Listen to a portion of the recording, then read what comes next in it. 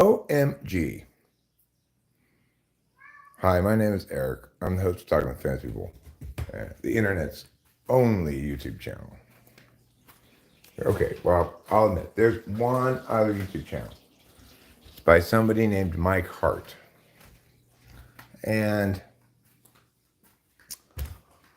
earlier, Rachel said, hey, KME9 sent me a link to this video entitled Talking with Famous Psychopaths. And I didn't know who it was making this video because it was under a different name. Channel is under Lionheart Media. I didn't recognize the guy or the name or anything, so I just assumed like, okay, well, I have no idea who this person is or what he's talking about. Eventually, I realized that it was Mike Hart because when I searched for the video again, because I wanted to like watch the rest of it, it popped up. That's when I realized that it was Mike Hart. This is after I'd made a short that said, who the fuck is that person? I should have guessed it was that guy. For the record, for everybody in the world, okay, I have never, nor will I ever, tell other people to go comment on some other person's YouTube. First of all, I'm not a cult leader. People don't obey me. Second of all, I don't give a fuck about you. To be very succinct and clear, I do not care. Even if I had it within me, the power to motivate people to say what I want them to say on your YouTube channel, I assure you, I would not waste any of my time doing so. I've heard this from multiple people in multiple instances across multiple situations that they blame me for the comments they're getting on their YouTube channel. The reason other people are saying on their channel that they're not a meow type is because I said they're not a meow type, or I told people on my channel to go leave that comment over there. Insanity. Hi, Arizona. Sin, how's it going? I hope you're doing well. I think you're doing fine. 2 thumbs up from me to you, and that's all right. Okay. So just let's clear that up right now. No matter who you are or whatever happens between us or has happened between us, I have never and will never tell other people to comment on whatever, you know. Other people have their own relationship with their YouTubing just as I have my own relationship with it. I comment when I feel like. I sub and like when I feel like or if I don't. I don't need other people telling me how to use YouTube. And naturally, I don't think you need other people telling you how to use YouTube either.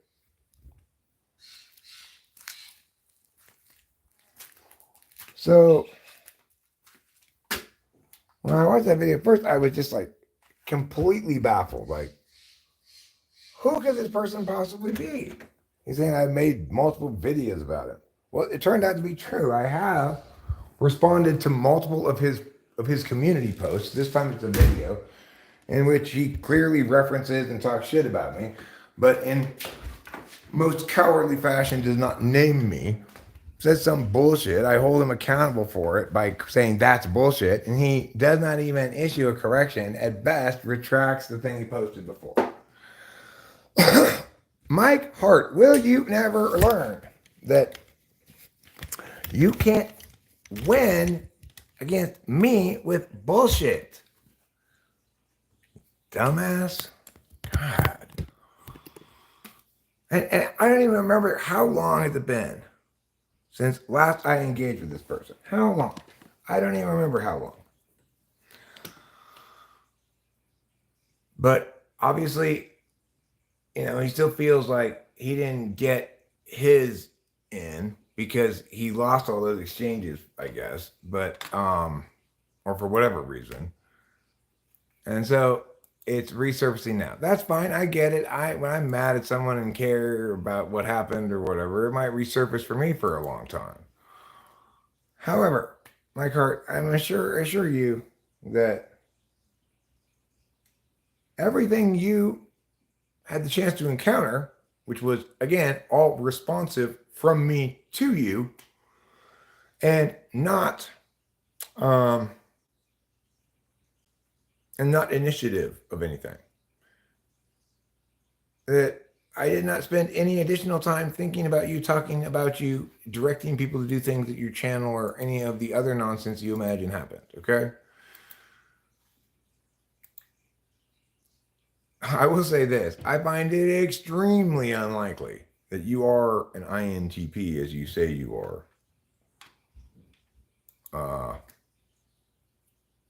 Based on a number of things cumulatively gathering over time.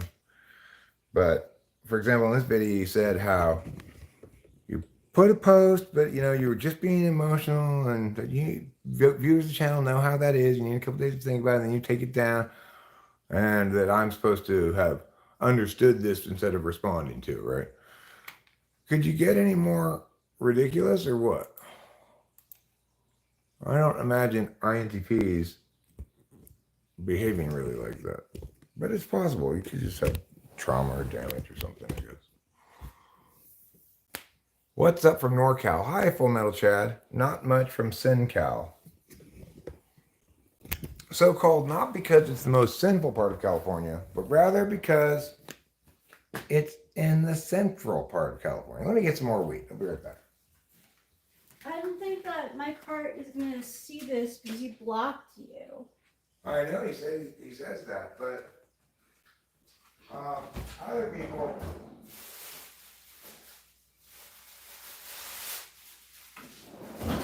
will see this and say, "Oh, this is about Mike Hart."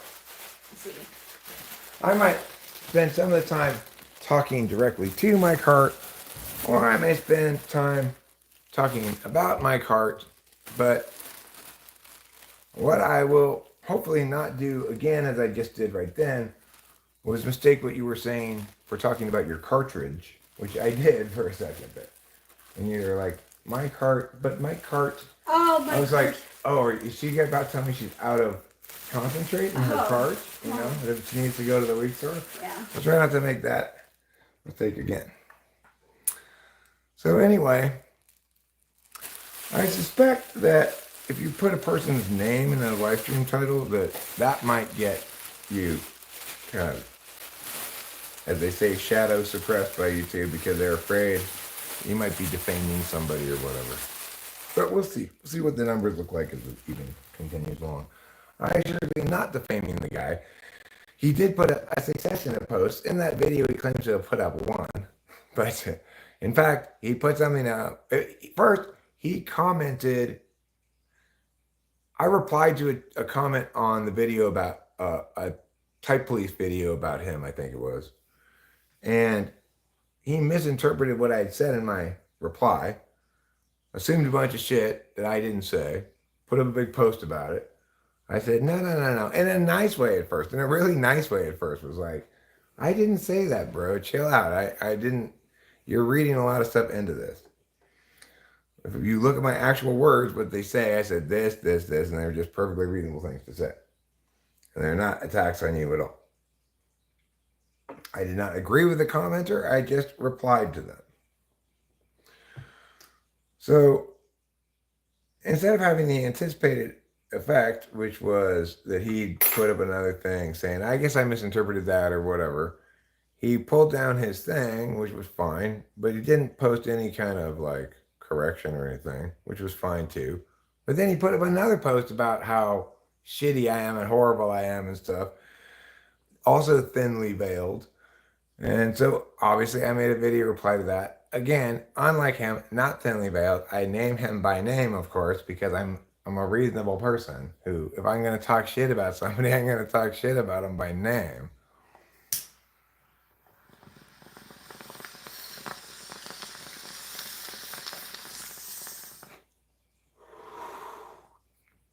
Like when you title your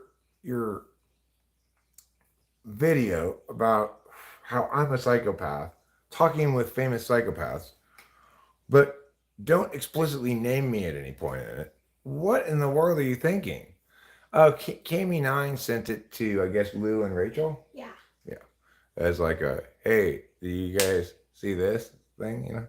Then Rachel showed it to me, and then he says he's blocked me because he's not into hate and stuff. He doesn't want to deal with any hatred. I'm not hating you. I'm correcting you, dumbass.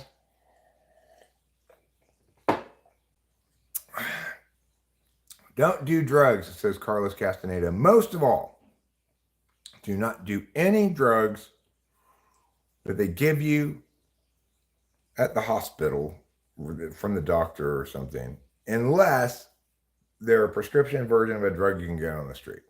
Okay. Hi, Danielle. Cheers from Canada to you as well. And I hope Canada is doing nicely.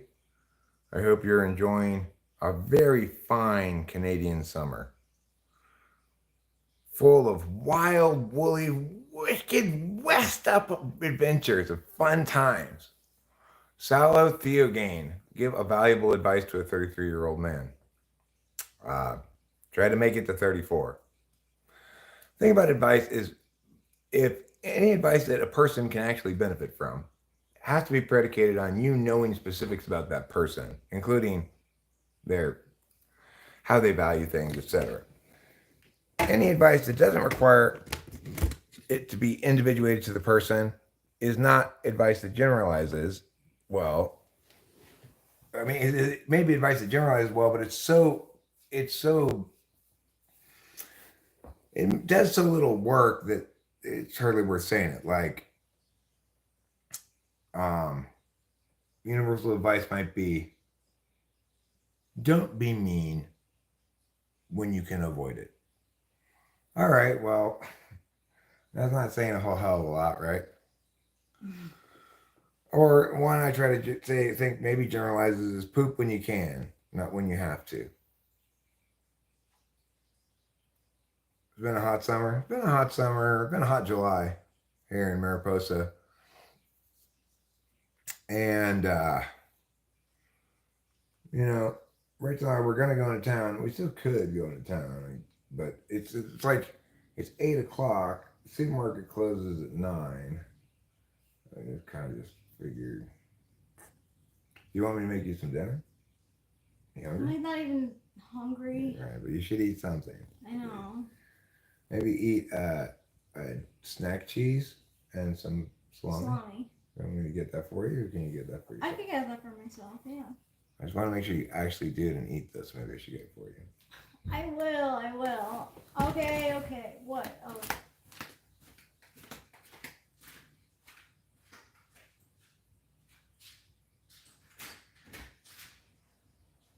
Thank you.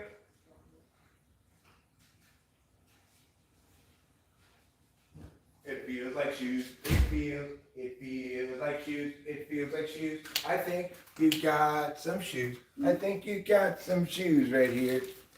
They're the best shoes in life. Rachel bought the best shoes in life. I think I bought them in the wrong size. Really? Yeah, there's the ones I was talking about that. Oh, the return you're going to do. Yeah. So it hadn't even gotten here yet and you were already starting to return it? Yeah, because I saw that I got the wrong size. I'm going to try them on. Might as well. Maybe this company sizes them differently, Yeah. Hi, William. You're the king England really wants.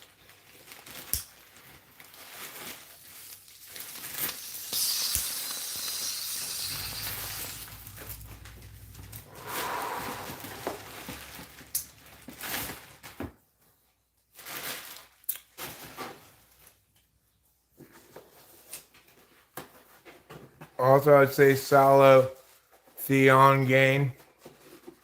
Here's good advice that universalizes. Don't start a nuclear war.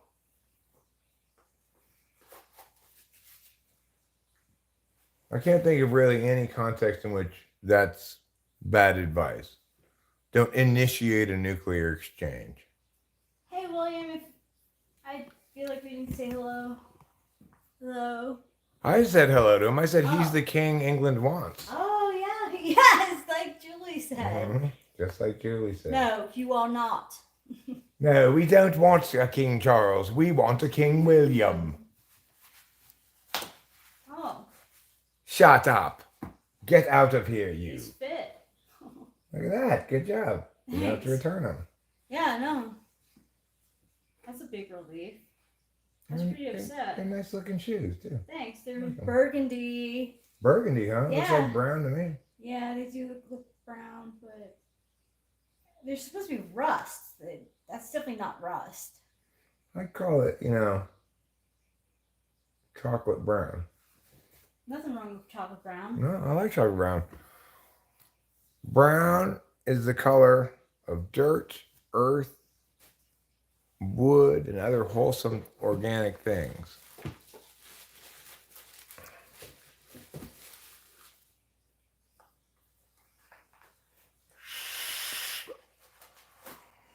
So anyway, I don't know what my heart's thinking. Like, what I've demonstrated every time heretofore is that when he attempts to snipe from the shadows by talking shit without naming me, that I respond directly to it every time, as I did this time. So, do you think this time maybe he could get away with it, or what? I don't know. Regardless, more importantly, who believes the idea that like the negative comments on their channel have to do with some third party and not their own inherent fault, failures, or flaws? I have never thought that the negative comments on my channel were like disinformation campaigns against me by other channels. In what universe does that occur? I can't even imagine. It's hard to get people to engage with your media. You can do it by making really good media. You can do it by saying wrong things that will elicit people to correct you. Like Melissa Talks, right? She was convinced that somehow the reason people kept telling her she wasn't an ENTP is because I cast doubt on it in the Type Police video, even though I didn't even arrest her for not being an ENTP. So she believed that the reason other people didn't believe she was an ENTP was because I had cast doubt on it. That otherwise, everybody would just believe it wholeheartedly. Like other people who aren't experts on typology don't have opinions about people's types. Insanity.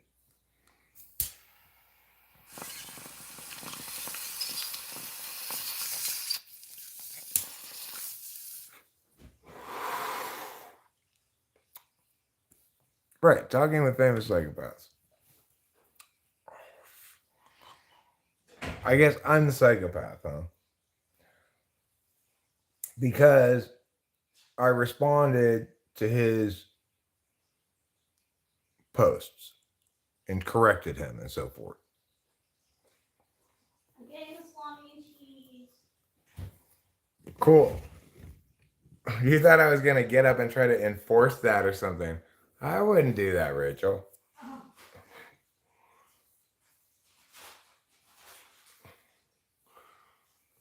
Rather than do that, I'd just quietly get it for you.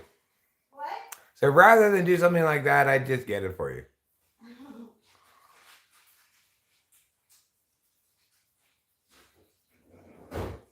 Rachel and I had a really nice conversation earlier about a variety of things. We also had fun looking at some fall 2024 fashion trends and commenting on those. We had a nice conversation about the topics of the live stream earlier today with past, present, future, relationship with that in terms of being catastrophizing, romanticizing, or being realistic about it. I think that's interesting because it seems to me a second example of something that's informative about personality, but that has nothing to do with cognitive functions. Um, Enneagram is like that too. But Enneagram even has a little more to do with cognitive functions, I think, than past, present, future, I guess you'd say, optimism level or something. I don't know if there were comments or not. The thing is, he uploaded it first on a different channel. That's why I didn't know who it was at first. It was called Lionheart Media. I didn't know that was him. I didn't recognize him or anything. Because, like I said, I was responding to his community tab posts mostly, if I recall, and not videos that he was making, right? So, I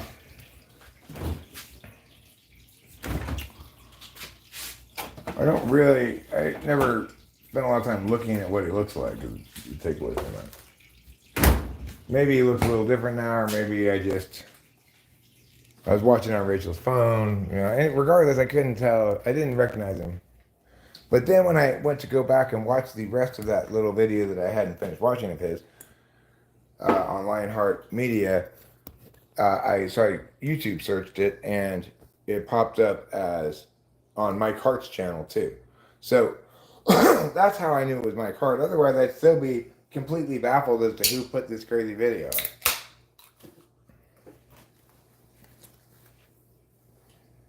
He's got two different channels, I think, because Mike Hart uploaded one of it, and I think Lionheart Media uploaded it as well. I got shared by Rachel, the Lionheart Media one. Yeah, he's not an and I believe part of his whole shtick is that I'm proof positive that the INSP can be a serious lady killer because I'm such a great lover and such a wonderful ladies man. Apparently, that's kind of like his part of his shtick or whatever. So, it's like I'm like a super ENTP. I'm lots of creativity with words and logic, but I also have a really rich relationship with my own feelings. And I'm also really good at following through on goals. No, you're just full of shit. That's what you are. You can't be like, I'm a meow, except without their problems. Freedom for Palestine says exposing Zionists' crimes.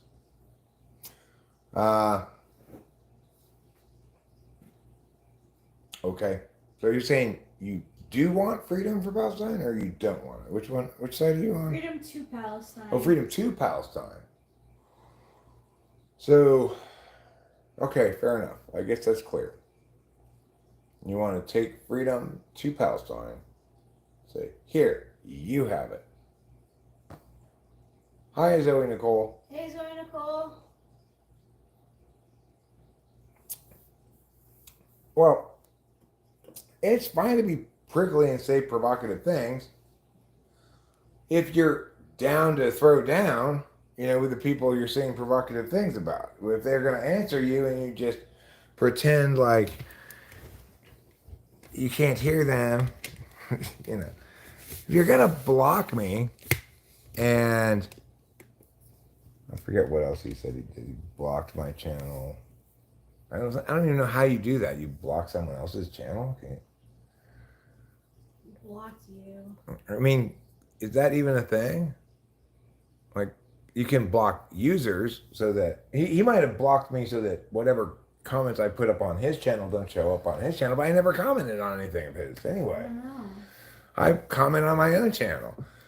Whether he can tell the algorithm, please don't show me anything from this channel, well, that's possible, but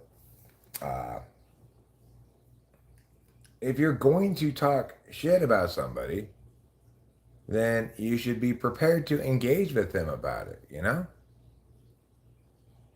Oh, all right. I mean, or you could just not click on the content.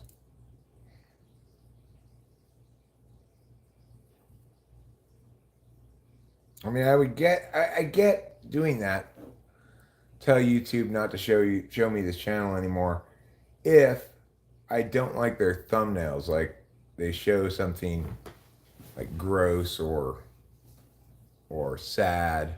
Oh my god, I had something. I had like like a video that said like me shaving my butthole suggested to me. Why the heck? Like, what? I don't know, Rachel. I can assure you, there's no hair on your butthole. Well, I mean, I do. Oh, you do shave your I butthole. do. That's why there's no hair on it, I guess. Yeah. I didn't know you shaved your butthole. Apparently, the YouTube algorithm knows you're a butthole shaver. Weird. They must have figured it out. Oh my god, it must have. Maybe would YouTube have a little camera on me? I don't think so. Maybe they have your Google search history where you Googled techniques for better butthole shaving. I don't shave my butthole at all. I didn't, and then I got made fun of for it. So Not a story I need to hear, probably. oh. Getting made Well, fun it of was- for your it was butthole? girls. Oh, really? Yeah. Yeah, like my sweet mate, for some reason. She was spreading your cheeks one day, looking at your butthole, and teach you for your butthole It was hair? like, I mean, I do not understand how this scenario occurs. I always kind of like to imagine when girls hang out with each other by themselves. Let me feel your boobs now. Let me feel your. But I didn't think it got so far as now bend over, spread your cheeks, and let me examine your butthole. well, like she meant to be mean, like. Or I don't know, she was like asking everyone around, is it normal? She was asking everyone in the suite, like, is it normal to shave your butthole? And like, I was like, I never did. And then she like fucking made fun of me for it. But did she see your butthole? No, but I told her that I didn't. Because I never. Hey, you want to start with that with that part of the explanation. Just put that up near the top. She made fun of you for having a hairy butthole, even though she'd never seen your butthole, had no idea whether it was hairy. Yeah. And you just accepted that your butthole must be hairy because you don't shave it. Yeah. But I would be not at all surprised if you never had any hair on your butthole and never would have grown any anyway. That's possible. I don't know. I did notice that I had it. I just didn't know that people shaved it. And then I felt like, oh my god, like I'm not doing the norm. I went out with this girl the other day, and she was pretty cool, but I gotta tell you, she's got a real butthole beard on her. She did. She like, did like, I don't know. She never liked me. I think she was an easy Okay, that's fine. But what I'm saying is, can you imagine somebody being like, yeah, she's great, except Oh. she's got too much of a beard on her butthole. I don't know. I don't know. Do guys? You beat the shit out of me. Beat the shit out of me, dude. But anyway, I was suggested that kind of video, and I was like, what the heck is going on with the algorithm? They wanted us to have this conversation. I guess so. Yeah. Sorry. That's fine. No, it's a perfectly fine thing now that you explain the whole thing. When you start with, I once got made fun of for a hairy butthole, I'm assuming it's definitely a dude who's making fun of you because who else is going to be looking at your butthole, right? Yeah. Instead, the person who made fun of you for not shaving your butthole just assumed you had a hairy butthole. Mm-hmm. Yeah. What a cunt. She was looking for anything to make me feel bad about myself. I don't know why. Mean Bird, I don't poke Rachel in the butt. But I said I'm telling Mean Bird that no, I don't poke Rachel in the butt. No. But I have been known to clean her butthole. Good hygiene. Yeah, it's good, just good hygiene.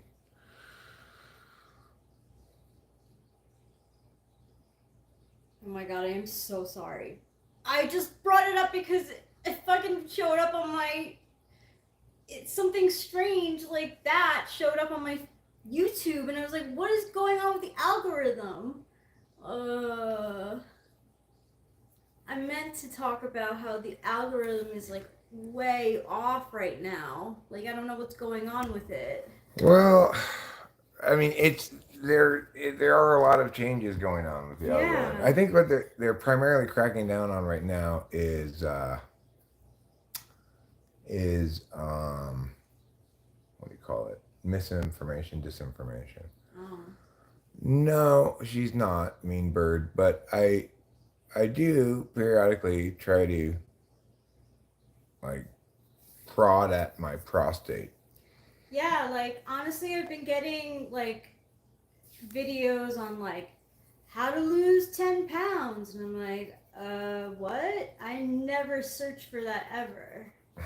Yeah, you're gonna offend the ladies if you recommend them videos like that. Yeah, and it's a few. It'll be several. It'll be like three in the same. I mean, it's probably because you fall asleep, you got it on autoplay, something like that pops into the autoplay, and then it interprets you as having watched the whole thing, Hmm. and so then it's like, oh well, she must really like this because she watched the whole thing.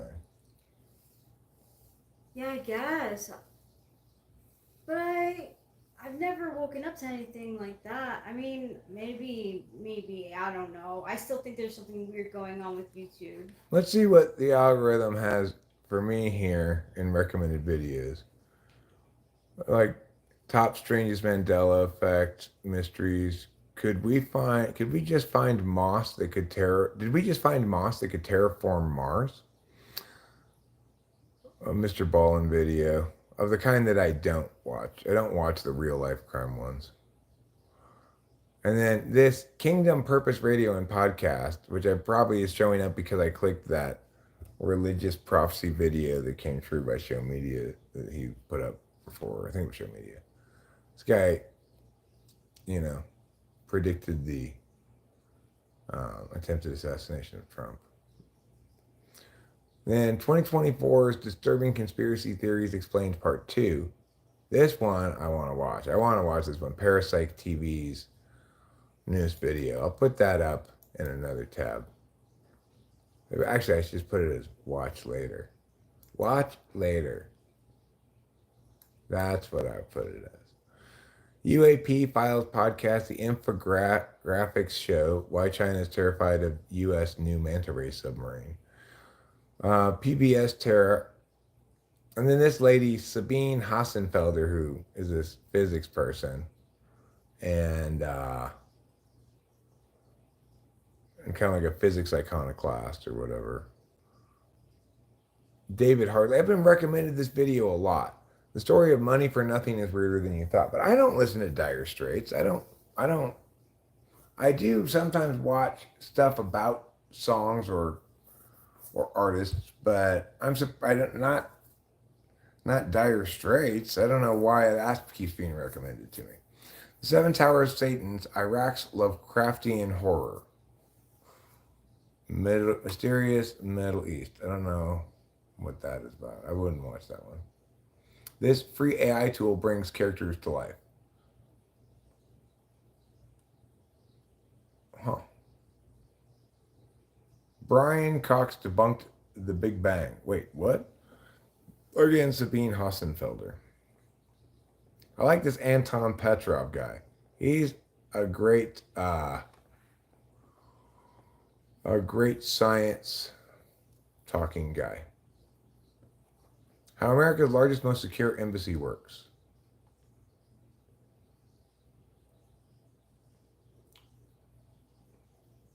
One second to compute the largest Fibonacci number I can. Why Flat Earthers Scare Me by Sabine Hassenfelder again. Then this strange thing. Introduction, Wavefront Sensing and Control, Becky Jensen, Sagan Summer Workshop. No idea what that is. Chilling Scares. We need to rethink exercise, the workout paradox. Every esoteric knowledge explained in 13 minutes. Exposing Telegram's massive criminal underworld. Who is this man? Creepy videos on the internet. AI's dirty little secret. I'm interested in watching this one. Sabine Hassenfeder from a month ago. A Vice magazine channel video. Getting caught working undercover at Amazon. Video on DMT. Videos on astrophysics, cold fusion,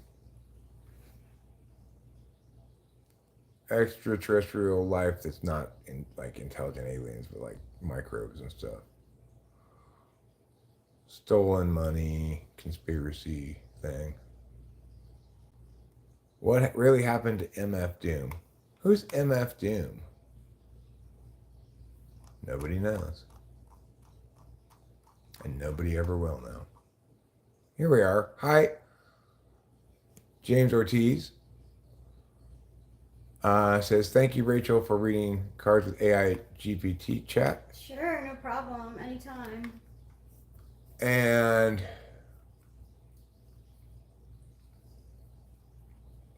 I'm never live on the channel. I'm sure I'm not. Would it help if you subscribe to YouTube Live? It might. What gender are you? I'm a man. Why did Google make a quantum computer? Because they could. Where's the girl at? Here's the girl. Hi, Zoe Nicole. I've been using I'm Rachel Strauss in the chat. Yeah, she's Rachel Strauss.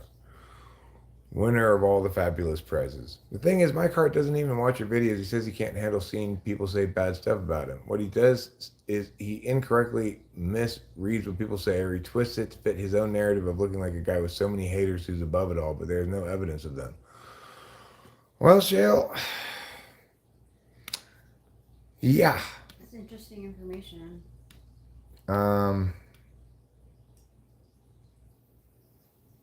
You know, it's like, if you're gonna talk shit about somebody, then you should do so because, you know, you're down to scrap a bit. You're gonna go back and forth with the person. You think you're gonna win that word battle. You don't talk shit and then go run away and hide and not even watch the ensuing hubbub that you've created. That just doesn't make any sense. Hi, Frosty. Would you say that Frosty's not just your name, but it's also how you're doing?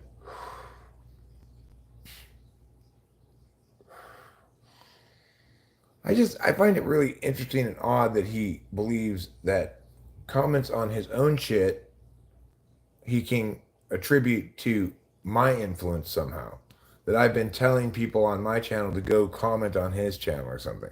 I have never done that. I never will do that. That's so silly. They wouldn't listen to me even if I did.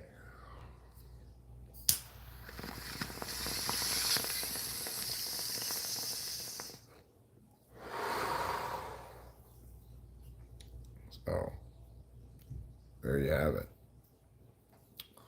I'm not sure what's up with that guy. It's like, he seems to want to have it both ways. Like, he wants to be both fighty, like smug, self-righteous, fighty, and also be like super sensitive or something. You can't both be fighty and super sensitive.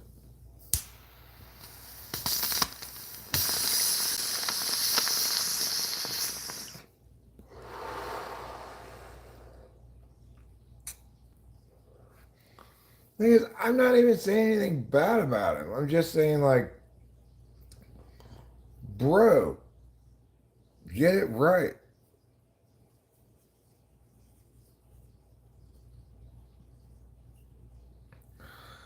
Like what exactly was the trigger that made him make that video a couple days ago? I haven't thought about the guy since the last time I had to correct him. Do I like Dr. Pepper? I do like Dr. Pepper, but I rarely purchase it. I'm more likely to get a cherry Coke or a cherry Pepsi or rather than Dr. Pepper if I want a super sweet soda. And mostly, regular Coke or regular Pepsi is the drink I'll get out in the world. So.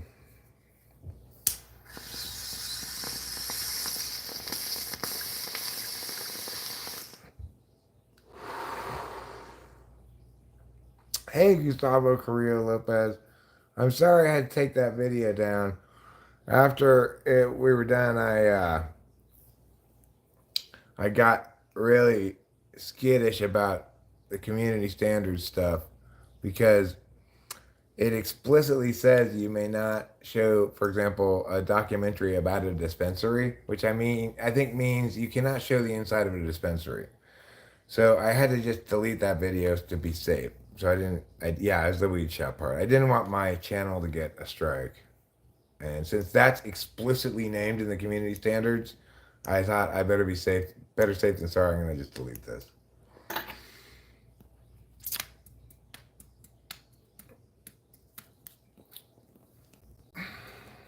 Yeah.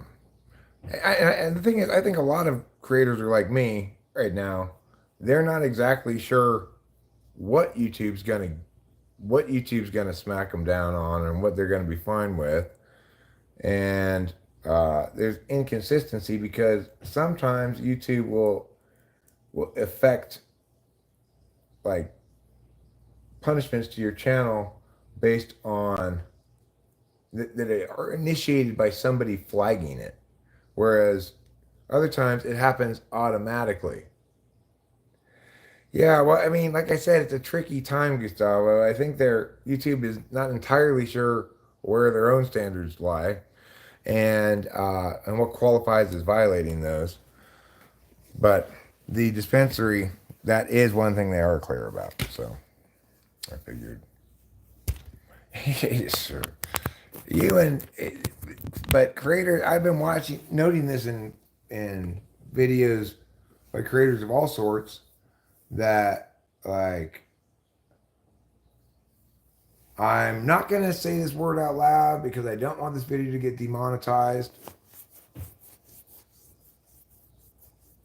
All right, good job, Gustavo. Shorts are a great way to get a lot of views pretty quickly and even a lot of subs quickly. And if you keep your shorts under 15 seconds, you're more well served. Longer shorts don't do as well as shorter shorts. Up to a point. Obviously, if it's like 0.5 seconds long, that's not going to.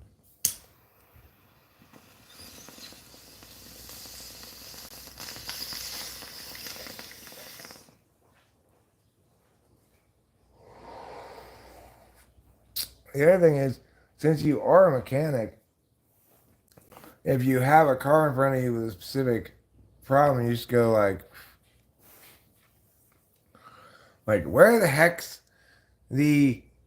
uh, where the heck's the air filter on this car? It's actually under here, and you need to get one of these special kind of tools to get to it.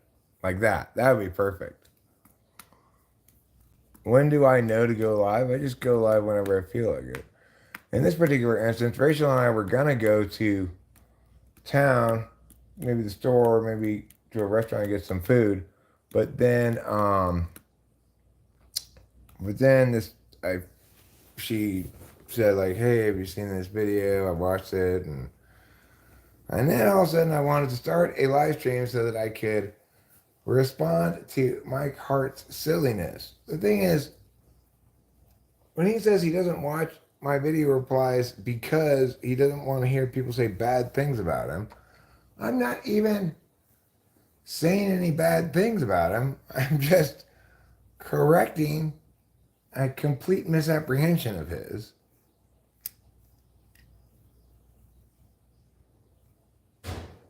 I believe you're the real deal, Gustavo. What I'm saying is, because you're in that kind of business, do that kind of work, you have shit tons of shorts that could easily make at any time. You could just have a short going like, where's the meow on a BMW? And then you just go, A lot of people wonder, it's actually underneath this thing. Anytime there's something that's in a weird place on a given model or brand of car, you know? Or just any step of a thing that you have to do with skills. Like, how do I unscrew the meow to get to the brake pad? Well, first you got to take this thing off here. That's it. Yeah, first you got to take this thing off here. There, see? And just do it before you unscrew the things, and unscrew them, and then show it a little bit, and then publish it. It's good to put a little text on the short too, like the central thesis, like Mini's air filter is where? Exclamation point, question mark. Like that would be a good one. See you later, Zoe. Don't forget to eat plenty of cheese.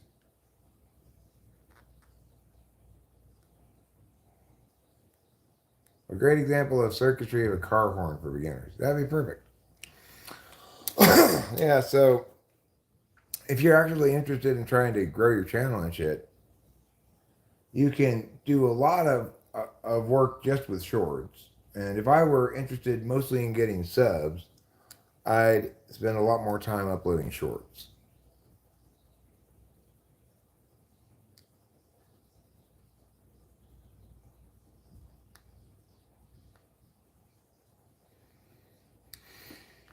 Well, I've been doing it for 10 plus years, so, and I've been doing everything about it, everything that comes out since it first started. I've been doing shorts since they first came out. I've been doing live since they first came out. I've been doing community posts since they first came out. Before that, I just had a regular YouTube channel. Back when YouTube only had long form videos.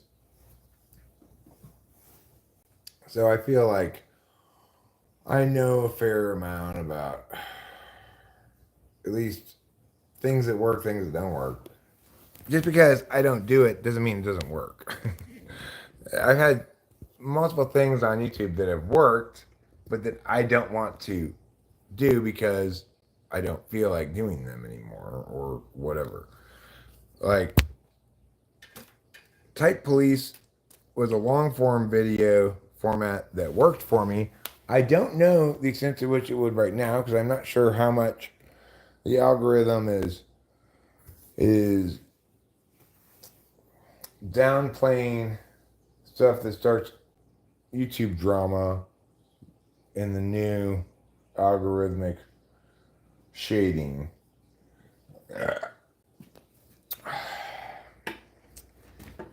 I'm not sure I'm going to actually be streaming for a particularly long time tonight. Although, Rachel might feel like taking over. I just wanted to stream right then because of the whole Mike Hart thing. It's like, is this guy serious? Is he at this again? We already went through this, Mike Hart. You put up a post that was wrong, I corrected you. You got pissy, put up some other shit that was bullshit, I corrected you. You took those things down, put up some other bullshit, I corrected you again. You took that down, that was the last of it. Now, here you are again with bullshit.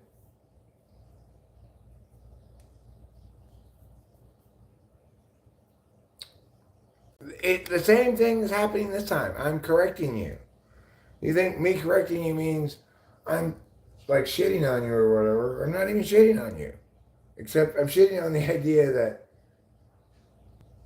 how about one of these times when dealing with me, you not get it wrong? How about that?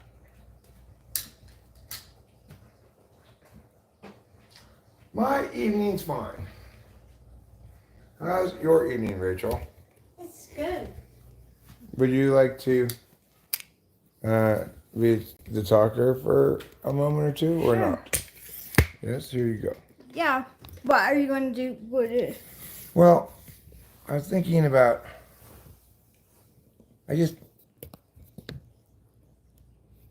thinking about a couple of things. I thought I'd see if you started streaming, if you fell into the flow of it and found it entertaining and something you wanted to do, then maybe I would segue to doing a couple of things. Like I still haven't taken a shower. Okay, yeah. And maybe start rice because we do need to eat some actual. Can I just diet. have like a little bit of rice? You don't have to eat anything. I'm gonna make rice and stuff for myself. I'll make enough for you too. You obviously do whatever you want. Okay. The idea that I was getting up to be all harumphy about you eating earlier makes me feel like I hope I never act like that. No, you don't. So. Yeah, if you just upload a bunch of little shit from your daily life that you do every day, and you upload them as shorts, and just put a shit ton of shorts up, you will get lots of views, and you'll figure out exactly which variants get more and which ones get less.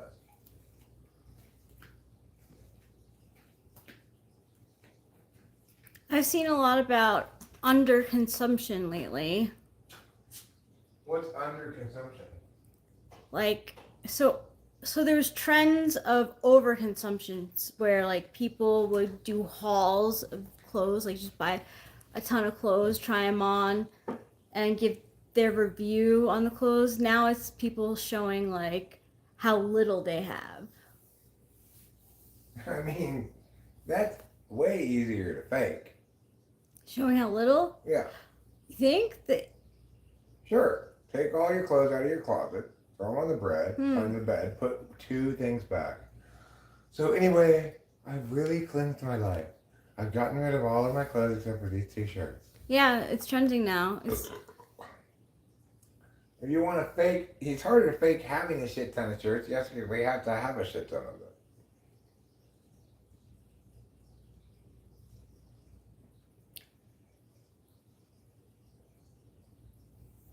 I mean, it's not a bad thing. It's just another trend that's going on. You know, like whatever. If someone's into the minimalistic lifestyle, it's not bad. I mean, over consumption is not great. I definitely do that though. I overconsumption where like if there's a face wash that I like, I'll buy 2 because I don't want to run out of it. That's not overconsumption. That saved my ass when you bought a bunch of pairs of these flip flops for me. Oh, that's good. I'm looking at it right now because I would tell you an answer. Last month, I made a grand total on this channel of $82.83.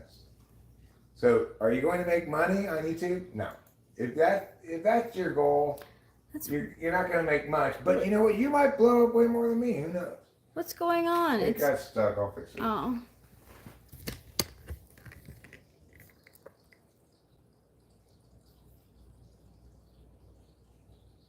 There. Thank you. You're welcome. Let's put up a poll. It may bring a little bit more people in to engage.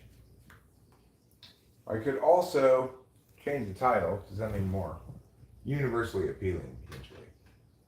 Poll.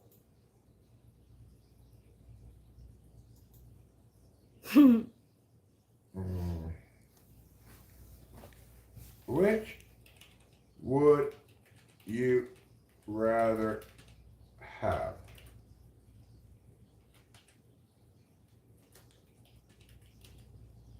Too few clothing options? Too many clothing options? It's a good one. In this case, it makes it clear that when I say too few clothes, I don't mean like you're a starving African with just one shirt.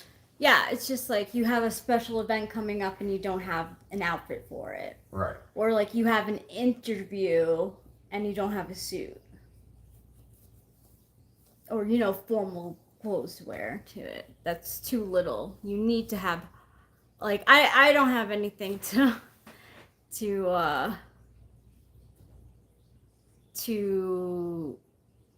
go on an interview with. Like, definitely not. Like, I would have to buy. You need to buy a smart and conservative looking woman's business suit with a skirt, you know, instead of pants. Yeah. You could go pants. Yeah, every interview that I've ever been on, I always wore pants and like a blouse, you know? Right. I usually didn't go with the jacket on Well, Gustavo, the thing is, it is possible to make money off of YouTube, but not the way I'm doing it. If you're me, you're not going to make much money off of it because I'm not trying to maximize revenues on in any of the multiple ways you can. But if you were to like completely blow up, you could conceivably imagine yourself, I think realistically, making like $1,500 a month on YouTube if you were to really blow up. I've never made more than $300 in a month on in the total over 10 years of YouTubing that I've done. That's it. I need one pair of a black and white and red shirt and a pair of khakis and jeans and also sweats. Well, I hope that you're able to save enough money to get those things. What if it gets really cold?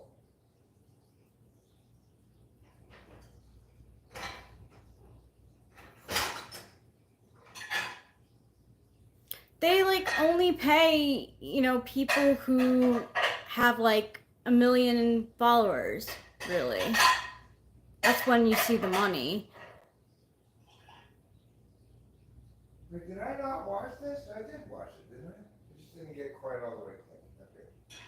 Gustavo says, oh yeah. I was gonna do that. I feel bad. These are clean, right? Yeah, they're clean. Okay, it said this one plate didn't really get very clean. That's fine. I just ran it through again.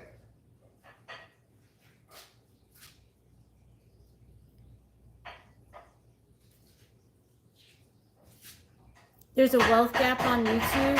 That's definitely true. Like I said, like the more viewers you have, and it seems like the more consistent you are with your content,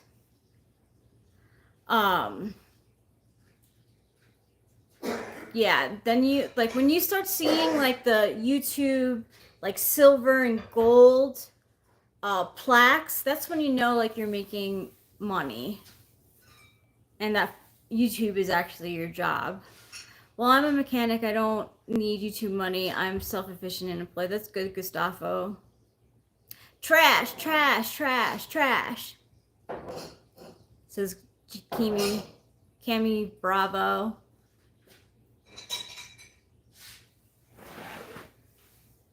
I heard your grandma say that in her sleep.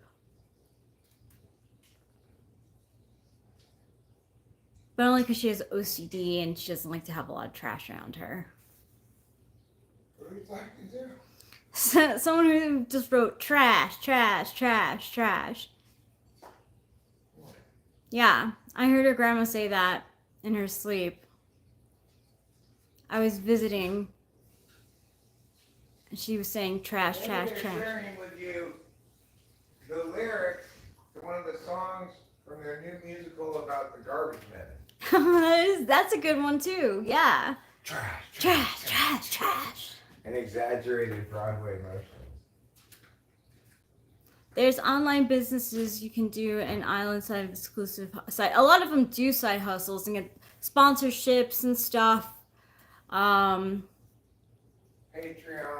Yeah, Patreon. A lot of people do Patreon too. They do a lot of member maintenance. They have merch. Yeah, merch. Right. You could do side jobs through certain apps for people in your area.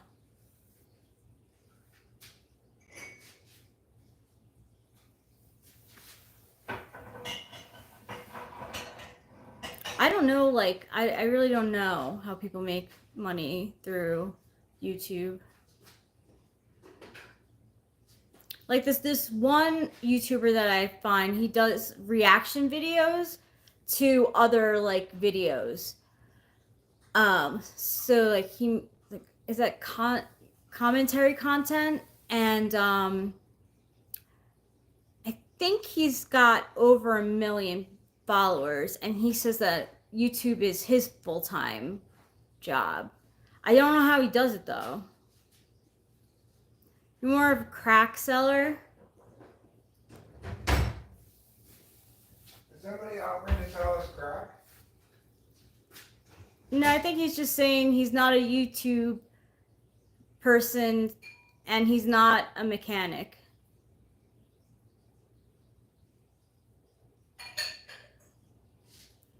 I mean, do you ever think about like the people you're selling crack to, whether they'll overdose or not? Hello, how are you? I am good. Crafts and embroidery. Are you able to overdose on crack? You can't? I don't think so. I know that's not his actual job. That's why. This came out. This has not been run. It hasn't? I don't think so. I thought it was. Dirty dishes. Or maybe it didn't have any soap in it when it was run. Or I don't know. I always put it on pots and pans. I find it gets the hottest when it's on pots and pans. Alright. I'll put all these dishes in the sink in here and I'll run it again. Okay. I read that a lot of Gen Zers are going into blue collar jobs, which is not bad, idea. I also listened to a YouTube where this guy was actually complaining about how Gen Zs are terrible to work with in the workplace, that they're non-confrontational. So when they want a raise, they want to ask for a raise, they don't have the guts to ask for it, so they just quit instead. You're in a blue collar job?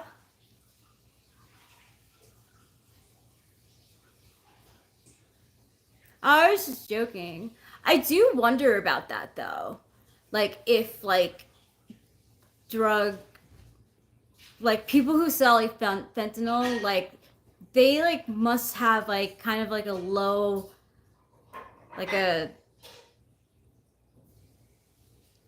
they don't care about other people because there's a high chance of them dying. It's purely business. Yep, I quit. Oh, not because of that. It's mean old men that make your life hell. Interesting.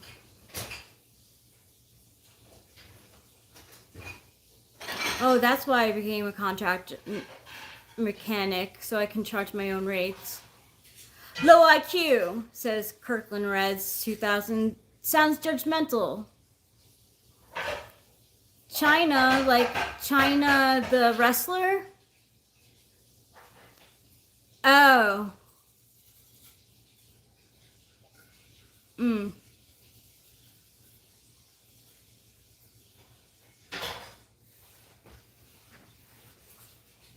I see.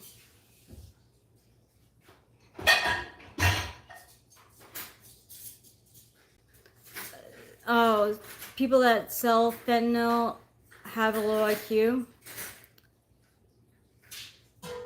Clicky people are annoying. In high school, there were, for me, there were so many cliques. I was lucky to have a friend group. We created our own little group, but we weren't clicky. I would like to go live with Eric again next time. What are you talking about, Gustavo? You never... I think they have a low EQ, low empathy, intelligence. Breaking Bad is the GOAT show though. Yeah, it is a really good show. Oh my God, he's so dumb. President Trump was convinced China is behind the fentanyl thing here. I mean, whatever. Yeah, emotional cue. Yeah, EQ. I think that probably people who sell fentanyl in particular probably have a low EQ. You have to. Did you have your apostles in high school since Jesus is technically an INFJ2? I'm not really sure that, I don't know. he was a carpenter, right? But like, you never really hear about the stuff that he made. I don't know if Jesus was an INFJ. I think people like to glorify INFJ, so they put Jesus under that umbrella of INFJ. But I I don't I don't know. I don't think he was. And I joined a group of friends. I wasn't the leader of the group at all by any means. There were already leaders of the group. I was just invited to hang along, and then I became part of their group. It was me, Alana, Kathy, Jen, Farah. I don't know what. I feel like he's an INFP. I don't know. I have no idea what Jesus is, and we never really will know because we don't get any writings from him, right? In the Bible, there's no real, like, writings from him. I don't know. He could be. I don't know if he's an ENFJ. Did he talk a lot to people? Like, I don't.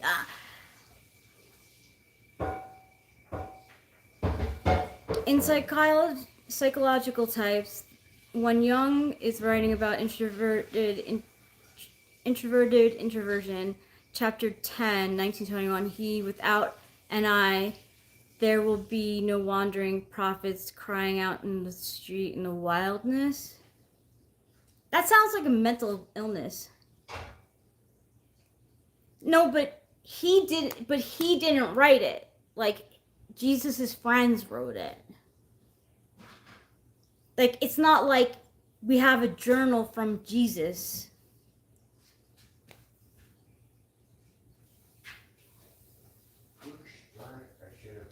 Blasphemy is crazy.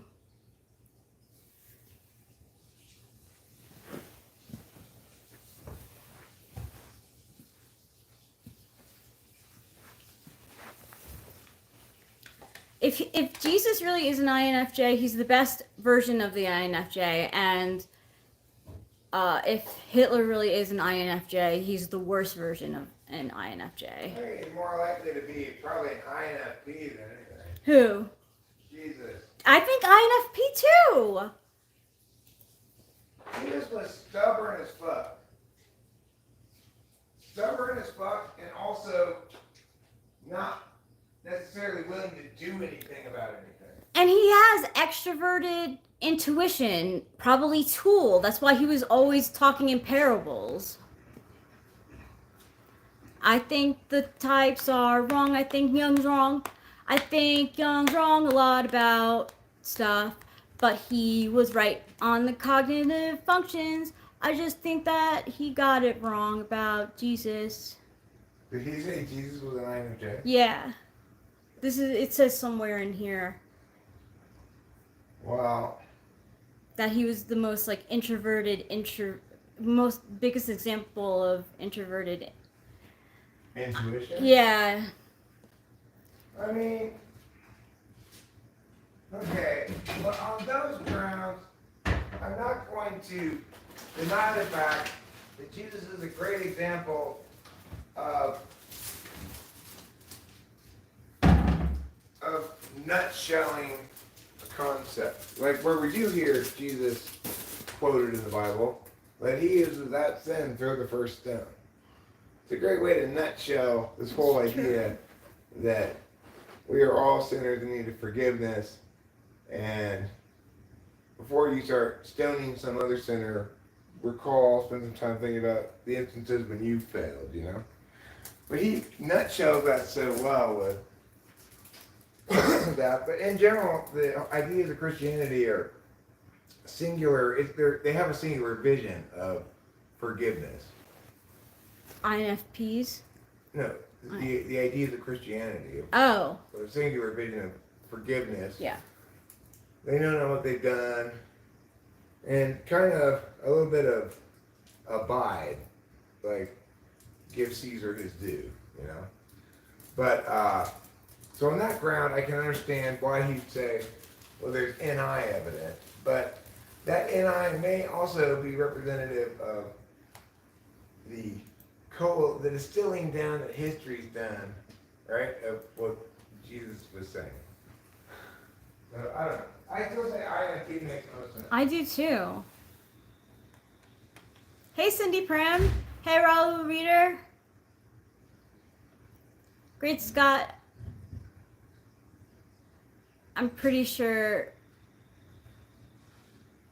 Jesus is an INFJ. I'm not sure who the best version of an INFJ is. It's you, Rachel. Thanks. It's me. That's why you guys should ask me more questions about being an INFJ. You have to ask specific questions though, because I don't know how to talk about myself. I don't know what I'm like unless you ask a specific question, and I'll give you a direct answer and a concise answer. Are you more fond of long walks on the beach or sunsets?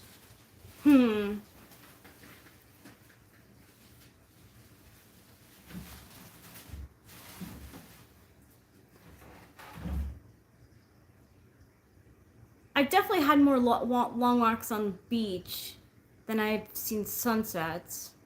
Really? You've had more long walks on the beach Yeah. than you've seen sunsets? Yeah, 100%. Did you spend a lot of time walking on the beach? Yeah, I mean, we lived on an island. Fair enough. I think sunsets are more beautiful though. But I will also say that living on the East Coast, there's only a few places you can see the sun actually set. All right, because it sets in the west. Yeah, so there's a lot of buildings and stuff that block it when it happens. Well, but you're always going to see some sunset. It just depends on what it sets behind. Like if you're lucky, you can go like in Franklin Square. No, you can't. There's no sunset. If you're lucky and you go to the city into Manhattan, and you're between buildings, you can see the sun setting. But yeah, it's easier to see a sunrise than it is a sunset. What's my major? I'm not in school anymore. Are you talking to me or?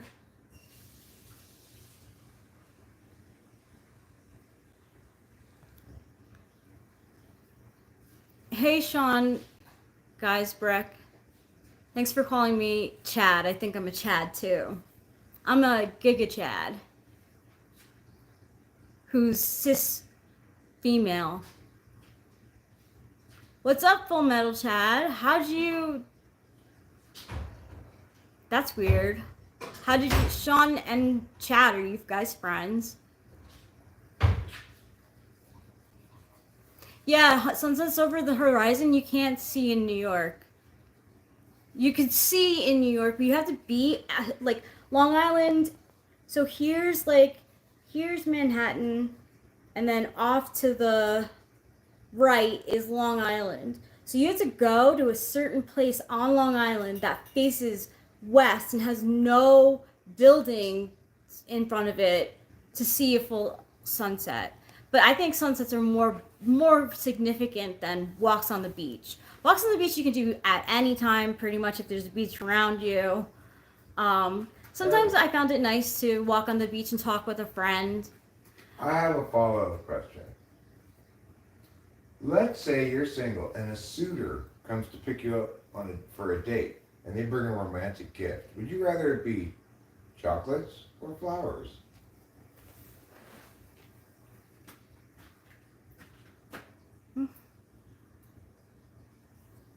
Chocolates. I mean, I fucking love candy. But that's like so... you don't hear about people bringing chocolates anymore.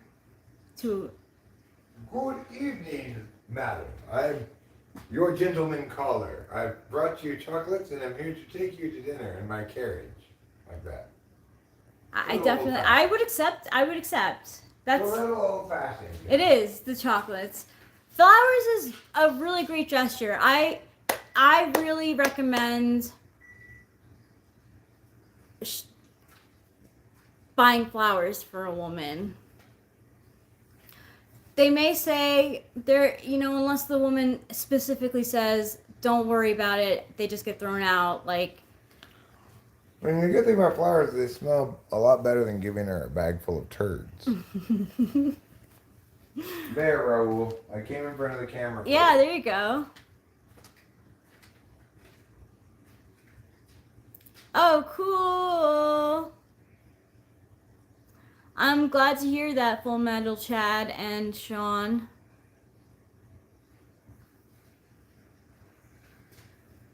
Eric is cooking rice for us.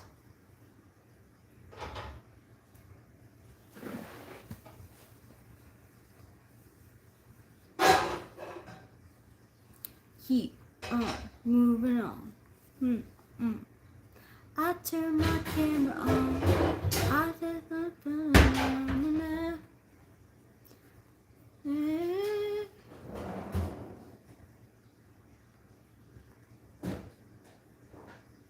That's so, I see, like, in my head, I would be like, what is that? But my Effie tool would be like, don't say anything about it, don't make it weird. Even though it's already weird. And, like, you should definitely ask a person why they're bringing a bag of baking flour, self-rising, to the event. I would be confused. Hi, Solomon, Kamada, thank you.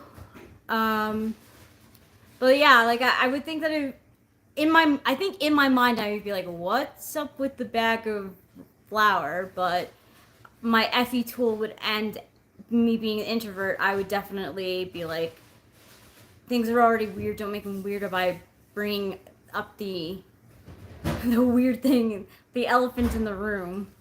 I don't think that INFJs are necessarily ones to bring up the elephant in the room unless you like get into a heated argument with them.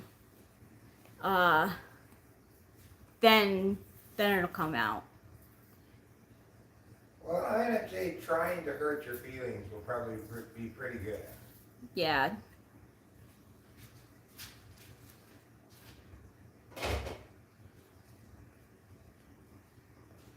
No, honestly, INFJs are more listeners than they are talkers. So, I never told my friend. I hardly ever told my friends what to do. And the one time I did, my friend never told me anything. So I had a friend, Samantha, who was like hooking up with this guy who had no respect for her, and I like couldn't take hearing about it anymore. And I was just like, he doesn't like you. He's not into you. You have to know that. Like, he's not going to give you a relationship. You want that, but it's not going to happen. And you're going to hear about him with other girls. Like, that's going to happen. And after she revealed that to me and I gave her the truth and we were friends for years at this point. And I had never said anything until that point. And then she never told me a personal thing about herself ever again. Were you right about that guy? Yes. I mean, like, did she end that fairly shortly thereafter because he moved on? No, she still went back to the guy. I mean, it couldn't have lasted forever, right? It lasted a long time. Where he was just periodically banging her, but he was still getting with other chicks? Yeah. And he was saying to her, I'm not going to be in a relationship. He wasn't cheating on her. No, he kept it, like, mysterious whether, like, what their relationship Yeah, was. yeah.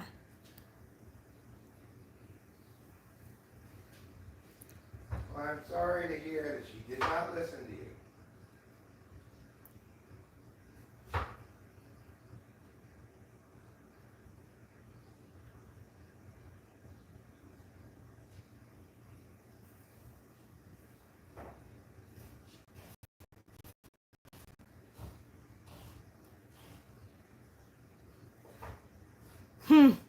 That bag has a big S on it. Yeah, yeah. No, no. Hi, Melissa Montague. Montague. I don't. I'm hope. I. Sorry if I'm butchering that. Good to see you.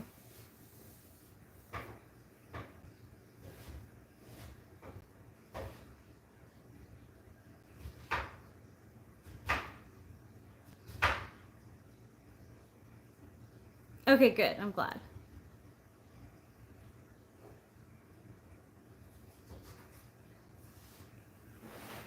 I hated Tinder. Tinder's not real dating. Tinder sucks a lot. It's pretty toxic, yeah.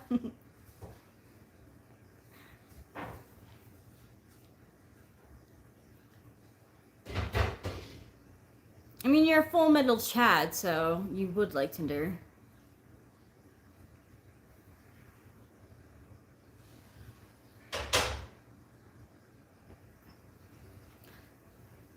Winston's mom says, I've known several couples who met on dating apps. It seems rather brave to sign up for everyone swiping left or right as they see you, lol. You're from OnlyFans, right? No, I don't do that. That's not my style. I'm more of the give chocolates to a girl on the first date kind of girl than I am an OnlyFans girl.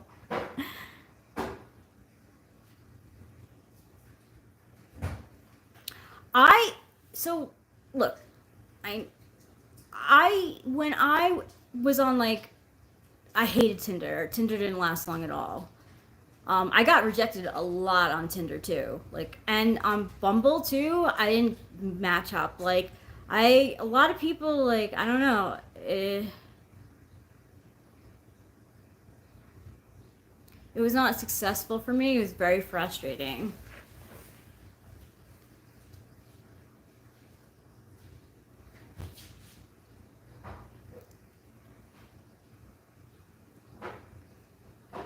I'm sure online dating is awkward these days. I mean, the best way to do online dating is to be like completely upfront with the person right from the get-go about what your wants and your needs are.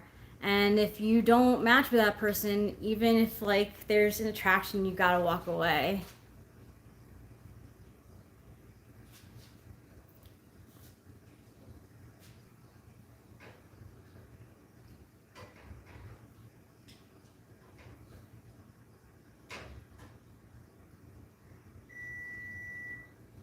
Hi WH, what's up? How you doing? Hope you're in recovery mode.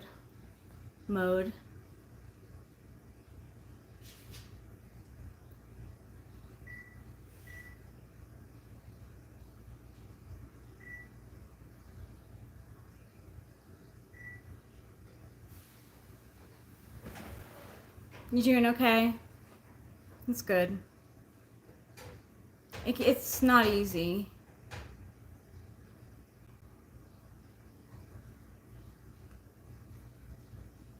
Of course.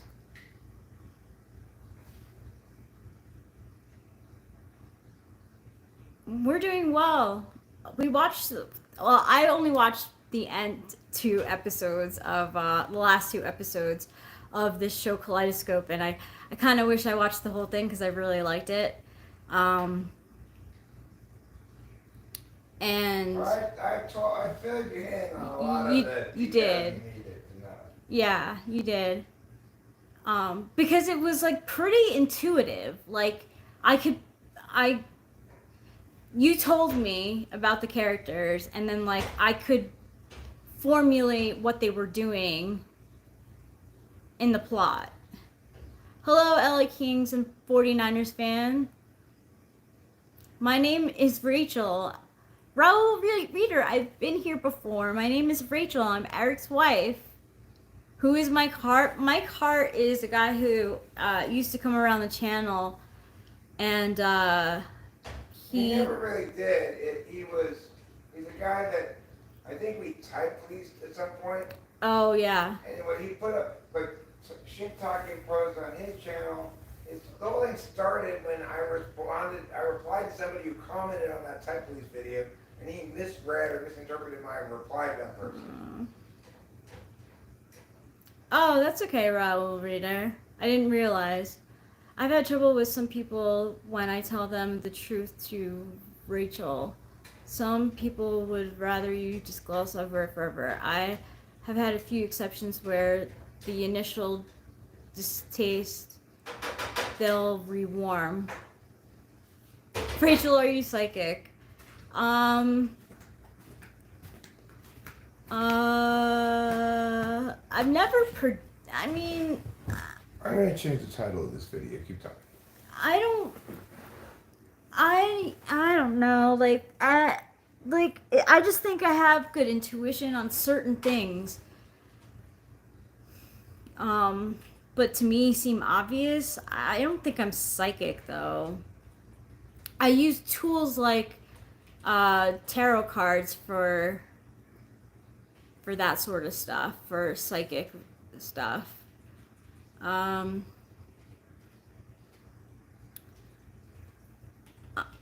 mean, we are, but we do make mistakes. The idea that INFJs are very good at foreseeing the future is like a double-edged sword, sort of. Like, it's a reason why my friendship with Samantha and Alana and Evelyn ended was because we went to brunch one time, and like they've known me for like 10 plus years at this point, and we go to brunch and it's fine. We're all talking about, they were talking about their relationships. I was single at the time, and Alana goes, I wonder who of us is gonna get divorced. And like they all look at me, and I was like, fuck, in my head I was like, fuck this. I am not your fortune teller. Like, I'm not gonna, first of all, if there is a divorce, I do not want to be the person that you go to be like, oh, look at what happened. And I also don't want to be the person that you try to prove wrong either. So I'm not here to like predict things for you guys. Like, you should live your lives and figure out what happens. Like, no. So it's like, it is like a double-edged sword, you know. I wasn't looking to talk about who's going to divorce. What a morbid topic. You want to be happy when you're in a marriage and like not think about divorce. I mean, it's not that I don't think about divorce. I'm like, oh my god, what would happen if Eric ever divorced me? Like, I think I catastrophize, but it's not like, hey girl, let's meet up for coffee and talk about divorces. Right, it's not like that. For you think that's sad or depressing. They're probably thinking, well, that's a juicy goss topic. Yeah. But really, it's a lot of responsibility on me. I never understood that story as that way before. I always misunderstood what you're saying to be. They were saying you'd get divorced first. No. And that's why you were offended. No, they wanted me to tell which of them would get divorced. Yeah. And I was like, I don't want to be in this friendship anymore. Like, the next day after that happened, I was like, fuck you guys, fuck off. Do not invite me anywhere anymore. I don't want to be a part of your group.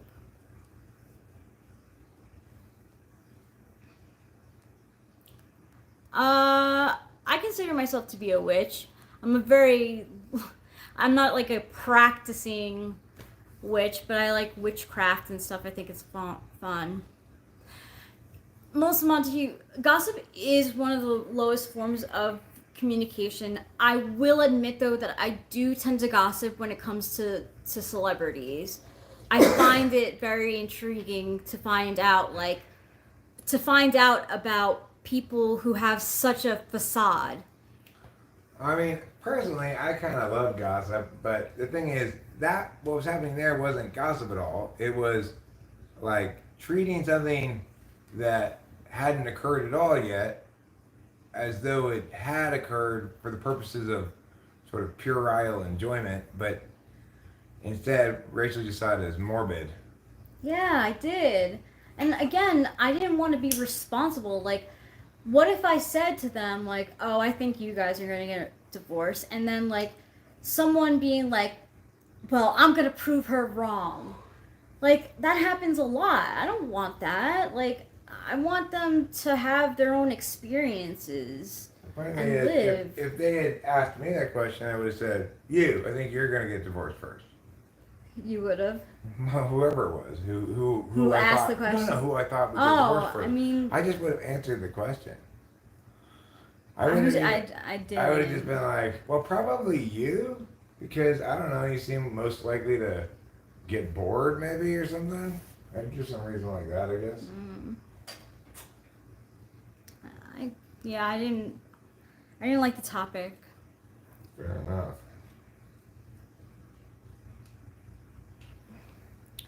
You watched the moon, Ting? Yeah, I watched the moon. I check the I like to know what phases it's in. Sometimes I'm like a very lazy witch if I am a witch. I do consider myself to be a witch. I do witchy things. I like to meditate and stuff. She flies on a broom. Did I know the answer? No, I really didn't. I mean, maybe I did. Were they all already married? One was engaged. Okay. So it's a much more morbid question if they're already all married than if none of them are even in a relationship. No, two of them were married for like a couple of years, several years, and then one had just gotten engaged, and that's why we were at the brunch to sort of celebrate I'm her surprised engagement. that they would bring up that question. That's crazy. I know, right? Like, well, I don't blame you for being a little bit off put by that, because they are definitely putting you in a weird spot. Whoever you say the answer is, they're going to be mad at you. yeah. And then they're going to think all the time that I think that they're going to get divorced. What kind of friendship is that? That's terrible. I don't want that. It just was not good. My neighbors would dance during moon phases. I'm not that into moon phases like that. I just check on my phone to see the phases of the moon and yeah, that's it. I'm just like, oh, like, I think it's probably it's past full moon now, so waning gibbous maybe. Let me check. I don't think that's an example of me shooting straight though, Ruben. I think that's an example of me having low EQ and just being like answering the question asked, not representing wanting to be a straight shooter. I just figure like, well, if they ask the question, they want me to answer it. I'm not saying I'm a straight shooter. I'm saying that I'd be kind of oblivious about the possible implications of answering it until after I'd done so. Go ahead, sorry. I mean, and they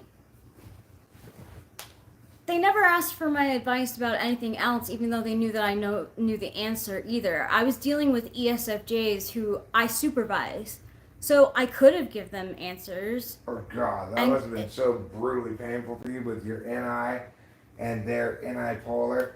Well, of course you hate talking to them about shit like that. Yeah, because I mean, but they would never want my advice, so they never asked for my advice before, even though they probably knew I had the answer. They just wanted me as a sounding board. Like, not even as a sounding board, just someone to like talk to about the things that were happening in their relationship. But I wanted you to supervise them. But I do want the true answer about things sometimes, and it's hard to find. Sure, I mean, yeah, but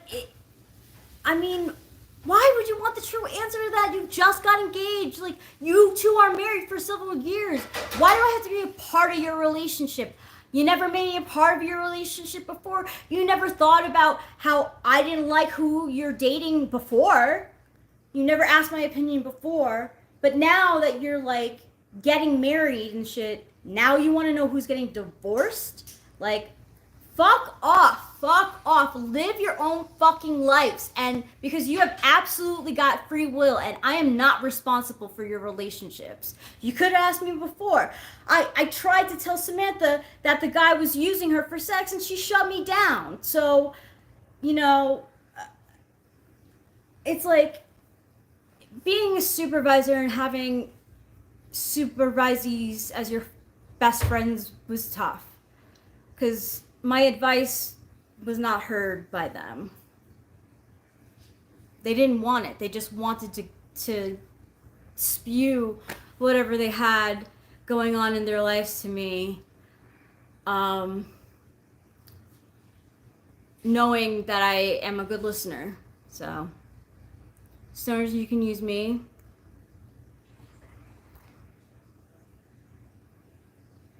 I also wouldn't take their answer as absolute truth, just their perspective. Yeah, I didn't want to.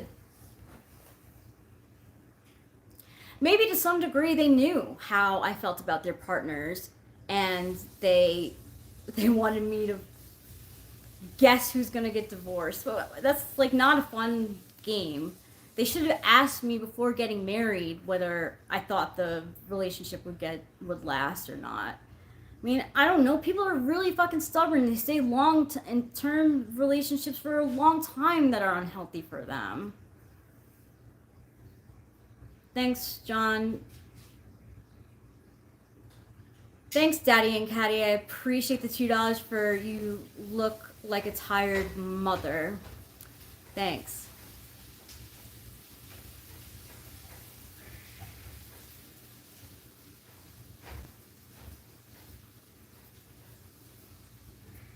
No, it wasn't genuine. How did you guys decide to stream live? Eric started. He started streaming live a lot on his channel, like back in 2018, maybe 19. Hi, Torrent. 4. So I was just like, I knew that was a part of his life, so I was just like on board for it. I was like, yes, let's do some live streaming. But to decide to live stream tonight was provoked by a video that Mike Hart put up about Eric. And some like delusional things that he thought Eric was writing towards him and saying towards him. It is weird that I'm a good listener. The more you tell about yourself, I relate to you a lot. I got INFJ on written tests, so I think it's my type. How is your day, Raul? But Melissa, you said I did in marriage. High torn form, moderate Melissa. Moderate Melissa? Why? We already have a moderator here, if that's what you mean. An INFJ is a type, is one of the 16 types in personality types. I feel like I'm gonna ask ChatGPT how to like describe it more, because honestly I don't know how to describe myself unless it's specific questions. Are they asking to an INFJ describe? Yeah. I'm curious to see what ChatGPT says. Yeah. But I'm gonna ask ChatGPT what Socionics says about INFJ. What is Socionics? IEI? Is that in INFJ? IEI, yeah.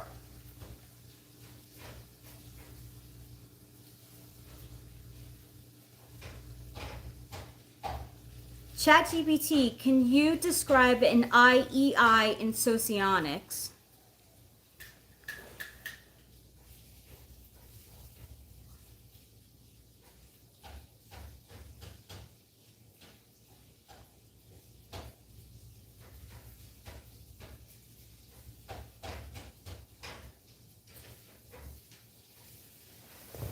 Sure. In socionics, the IEI intuitive ethical introvert corresponds to the INFP in the Myers-Briggs indicator MBTI, often known as the romantic or dreamer.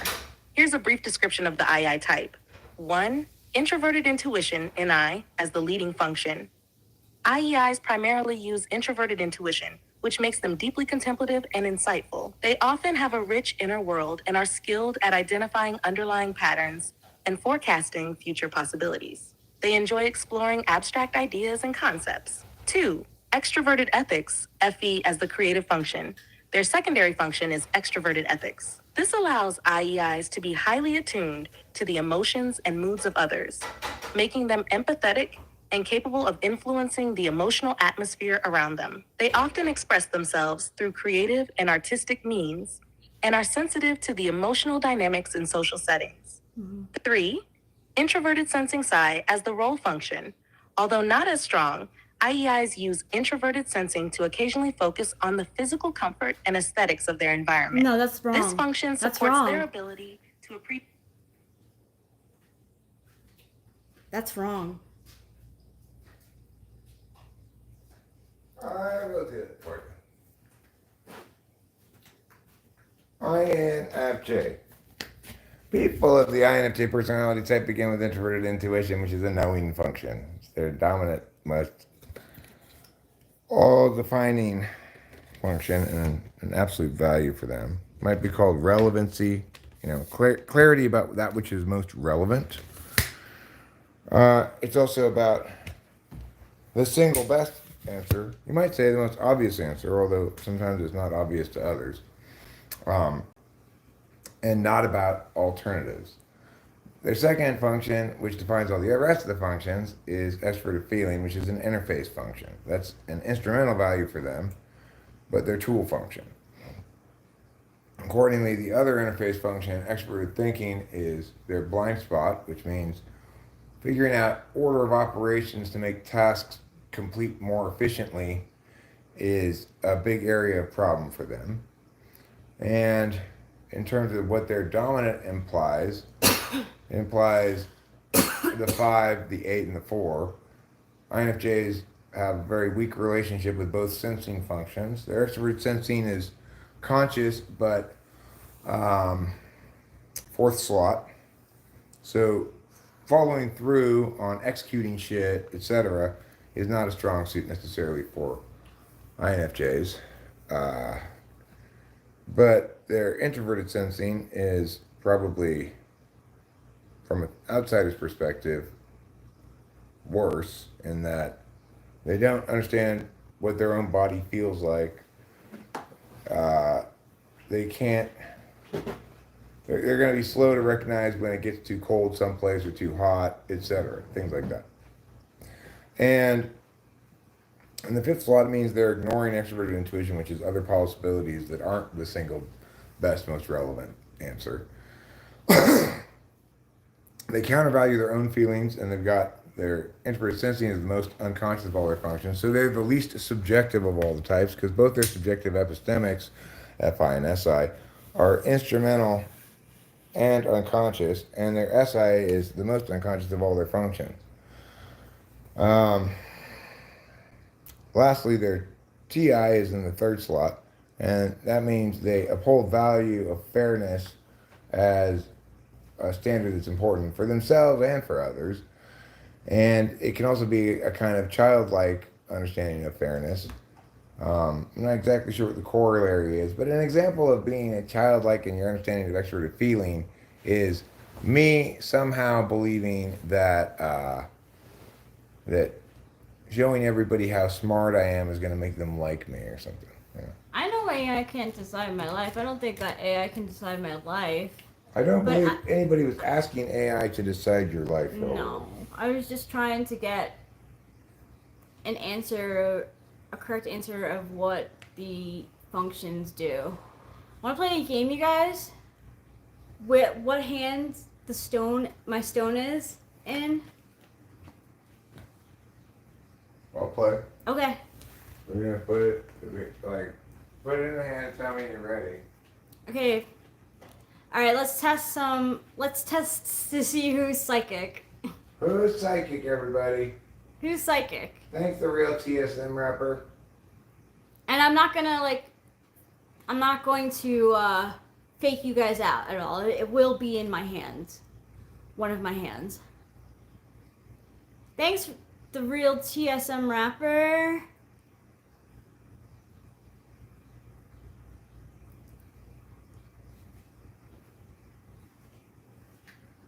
I didn't choose yet. I'll let you know when I'm done.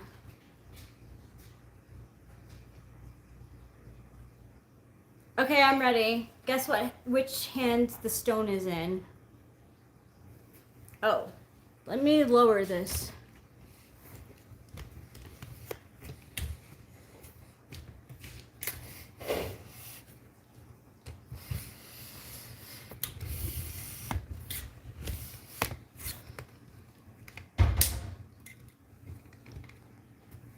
Okay. There we go.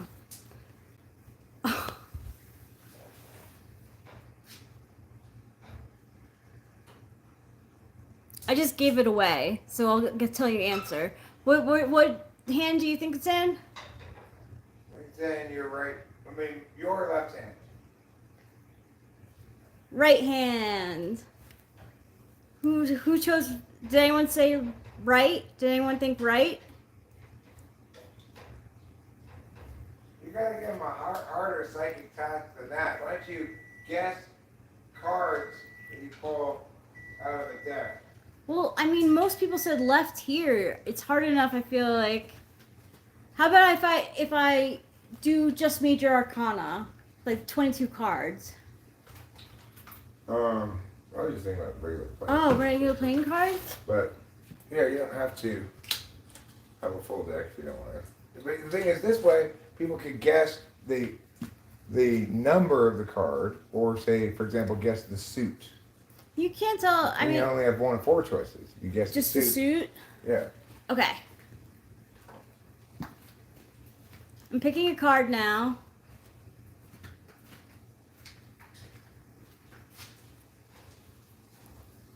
Oh, I didn't know. I didn't know that you could upload documents for it to refer to. Okay. Just the suit. So Wilco, Roger that. You think it's diamonds. What suit am I holding in my hand?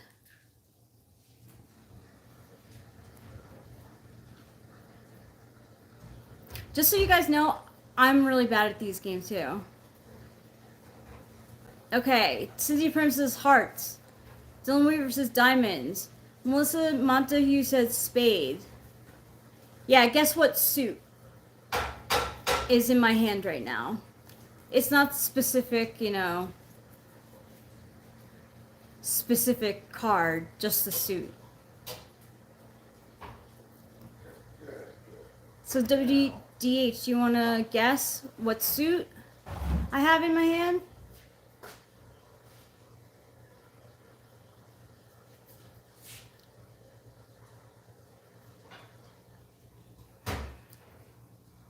No, just the regular playing cards. So hearts, diamonds, spades, or clubs. It's not from an AI shuffle deck. It's from a regular cards. No, not swords. You were right, and it's just a regular deck of cards. So what suit do I have of a regular deck of cards in my hand? Just the suit, not. I say diamonds. Okay. I pulled a card. Yes, you can guess now. I pulled a card. I have it in my left hand. I know what it is. I'm just waiting for the answers.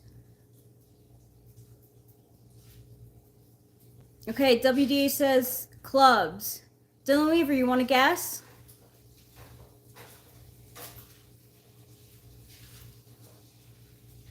Okay, and 1, 2, 3, 4, 5. Hearts. So, Cindy Prim, you got it right. What It's was hearts. Hearts? Yep. I got it wrong. You want me to serve you, or you want to serve yourself? Or... I'll serve myself. Okay. I'm just gonna. Yeah, Cindy for the win. See? You thought you were not psychic, but this is just a game. You can't really tell if you're psychic with these things. It's just like a likelihood of prediction kind of thing. It was a Jack of Hearts. Hi, Zoe Nicole. Hi, Grace Leski. You have to thank your husband and your parents. I like that. Hi, Gracie. Okay, I'm going to throw out another card. I got it in my hand. All right. What suit card am I holding? Remote viewing? I'm not sure. I did get into like those like tests to see if you're psychic, and they like really like warmed my confidence down.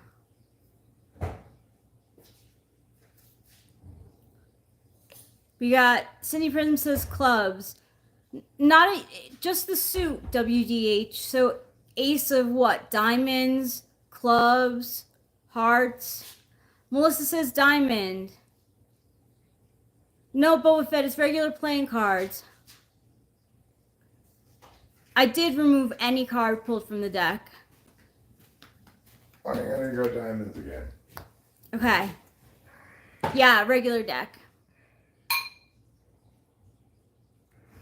Regular deck of cards. What's the suit?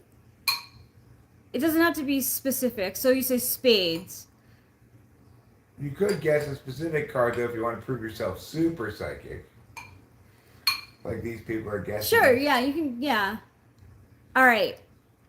Closing the guesses in 1, 2, 3.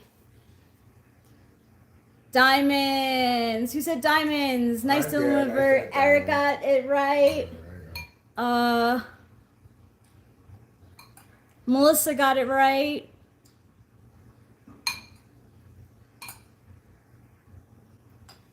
Yeah.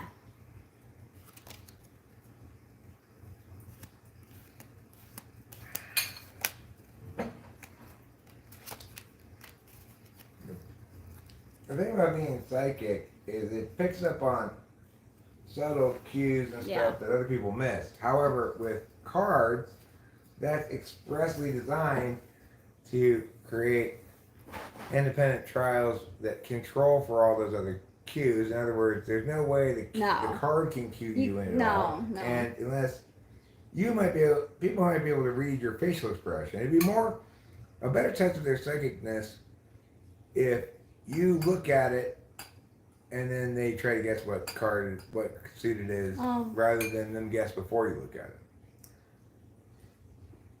Because then they can read your mind, not just see the card. So they have more psychic options. Okay. I don't know how to do that. Well, you pull the card, you look at it, you know what the card is in your head. You say, I'm thinking of the card right now. Thinking of the card right now. Then, it's in my head. And then they try to read your mind. Now you guys read Rachel's mind. All right, I'm thinking of the card in my head. It's the suit that you're looking for, though. I'm thinking of the suit in my head. Make your guess. Picture it harder, Rachel. Picture it harder in your head. Okay. I'm trying to send it psychically to you guys. All right.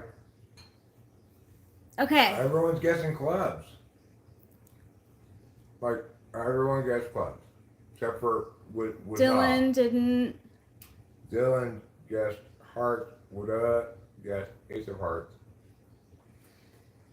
By and large, like a bunch of club lovers out there. Let's see what it actually is. Rachel shows them the card. Hearts. Dylan got it right. And who else said hearts? WDH got it right, too. I wonder by accident at first, for a second, you mentally sensed a powerful psychic burst of clubs. Possibly, because I didn't know at first. So we can try this again. I'll try to psychically send this message to you. Telepathy. That's telepathy, right? Yes. Telepathically, I'm going to try and send what suit I'm holding.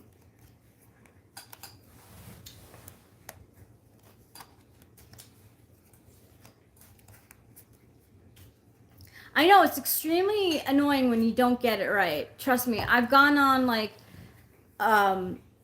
channels who do like psychic tests all the time, and I like barely get it right. I have an app actually on my phone that does exactly this thing.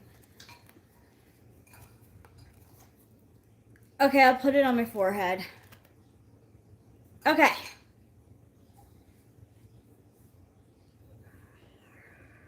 Ready? I'm gonna send it to you.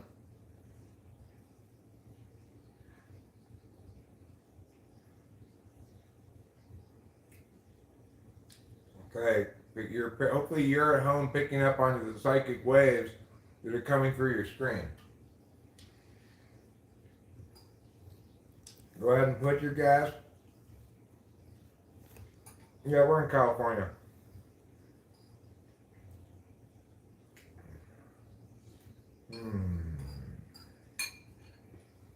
OMG. Okay, I'm trying. I'm really trying. I'm focusing on the shape.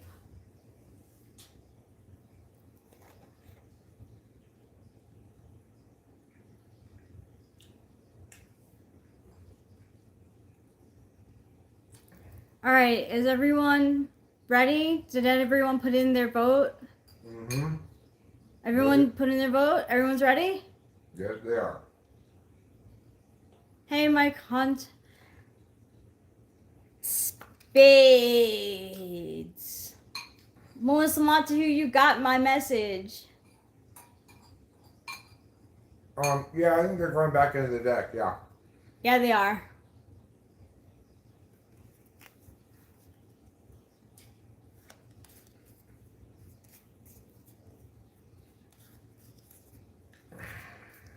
No, you don't. You got it right the first time. You got hearts the first time we did it. You got it right. Trust me, it's not easy at all to do. This is not psychic stuff. This is, I mean, it is because I am trying to telepathically like send an image to you guys, but it's so hard to do. What's your question, Mike?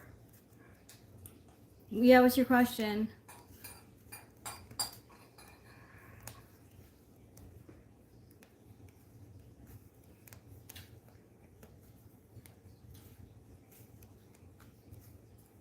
I don't know what you're asking, so I'm not going to answer that question, Wilco.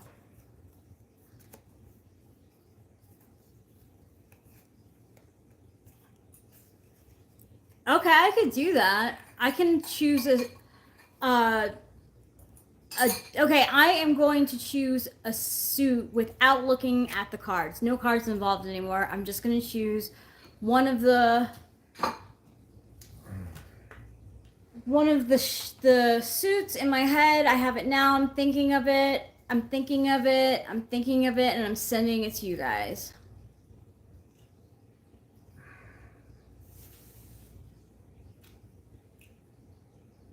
He probably will ask that, Cindy Brown.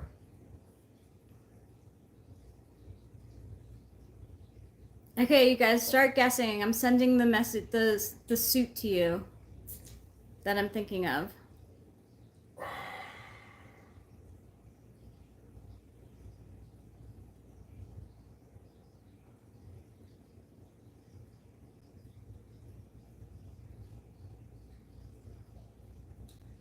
I don't mean to kink shame you or anything, Melissa, but around here we don't talk about calcifying the pineal gland or doing anything else to it, okay? That's dirty.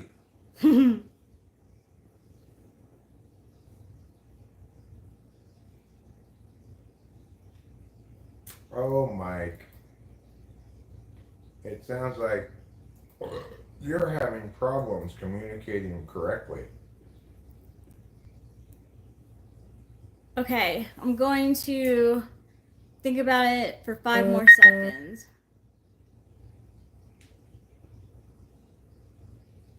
Okay, ready? Is everyone ready? They are so ready. Spades! I was thinking spades. Spades No, it you were is. right, Cindy Prim. You were right. It was spades. You were right the first time, Sandy. You should have stuck with spades.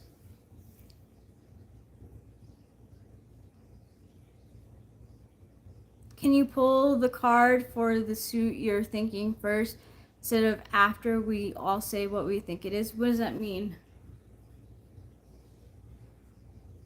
I think that is what she's doing, but I like pull it and look at it first. That's and- what I was Yeah, I thought doing. you were doing that. Yeah, don't I know was what he- doing. I don't know what he's meaning. I put the card to my head. Remember? Were you there? Maybe he didn't know Oh. if you looked at it. It's in her hand I right did. now. He does. Alright. She does. She doesn't necessarily show it to you on this camera. No, I'm not gonna. But it's in your hand. But yeah, Dylan can't see the card in your hand, so. Okay, I have a card in my hand. I know what it is because I could see it. Okay, I'm thinking about it and I'm sending you guys this shape that it is.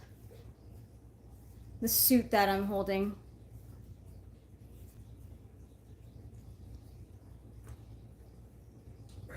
This will be the last one because I have to get my rice. You could use my same bowl. Okay, thank you. That way, don't dirty another extra bowl.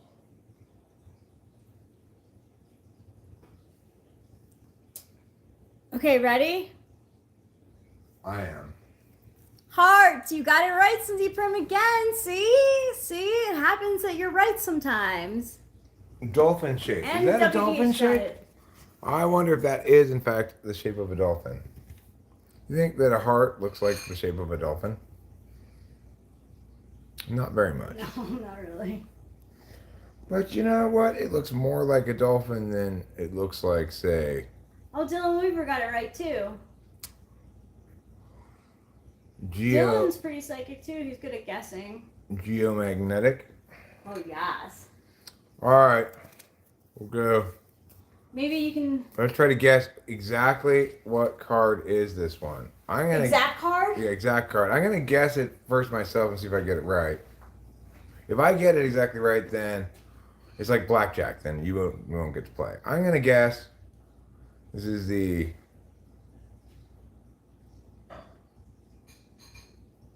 I'm gonna say the Jack of Diamonds again, even though it's already showed up. No, it's the Four of Spades. Oh, I was supposed to let you guess. Can we start with just suits? I want to see if I can guess.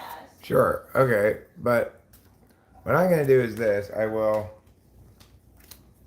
pull a card. I'm going to look at it. I'm going to think about to everybody what the suit is. But also, for those of you who want to try being precise, I'll send telepathically the exact card too. So I'm telling you with my mind.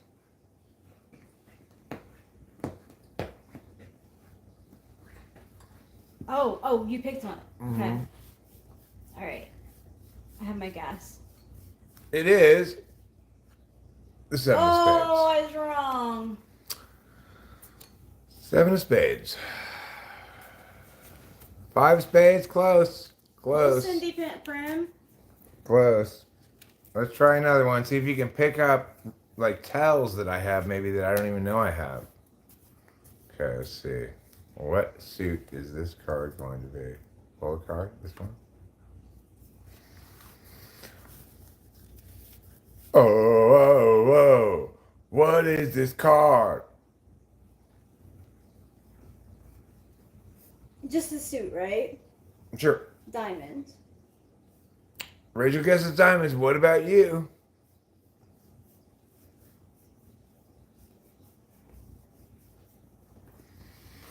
And the answer is Diamonds! Queen of Yay! Diamonds. Yay for Rachel. Good job, Psychic Rachel.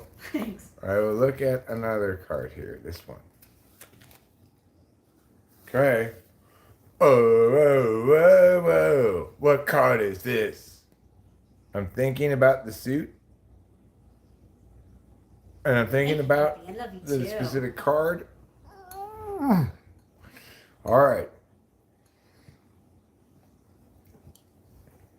I'm saying heart. And the answer is Jack of Hearts. Woo! Aren't you a psychic psychic? You got the Jack right. Wait, what was that Jack of Hearts? I just pulled? I don't remember which one was. Oh, thank you, Several baby. people said Jack. I love you too. Mommy and Daddy love you. Because you said some sus shit, dude. That's why I wasn't entirely sure. Wasn't 100% convinced that you were being super shitty, but I suspect you were. But I don't know. If you want to prove that you weren't and I was wrong, fine. You can prove that over time. Hi, Austin Lloyd. Well, good for you, Wilco. That's not what caused me to time you out, but that's fine. Thank you, Poopy. Oh, thank you. Yes, Daddy's playing card games. I could go up and look and see what exactly it was. But...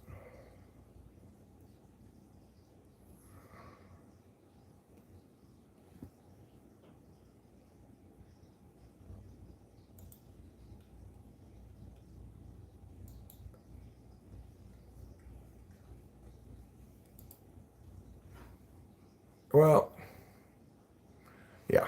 So I don't know what you were exactly getting at, but it seems sus. It seemed like some kind of attack on Rachel. I could have been misinterpreting it though. Okay, what card do you think this is? Oh my gosh.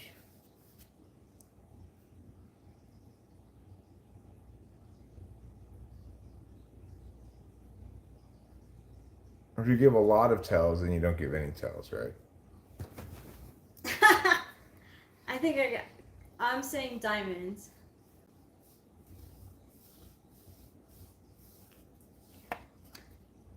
Rachel, you are on a roll. Whoa! Diamonds it is. You're on a real roll. I'm not usually good at this stuff. Maybe it's the signs that you're sending out. Maybe. I mean, I'm not purposely trying to like communicate anything, but it could be that with the more info I give you, the more your intuition is going to be good. Let's see what this one is. Okay. I looked at it. What is it?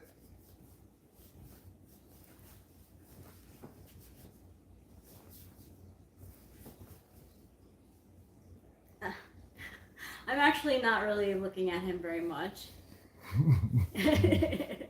But I'm giving tells. I know, I know, I'm trying to. I'm saying clubs too.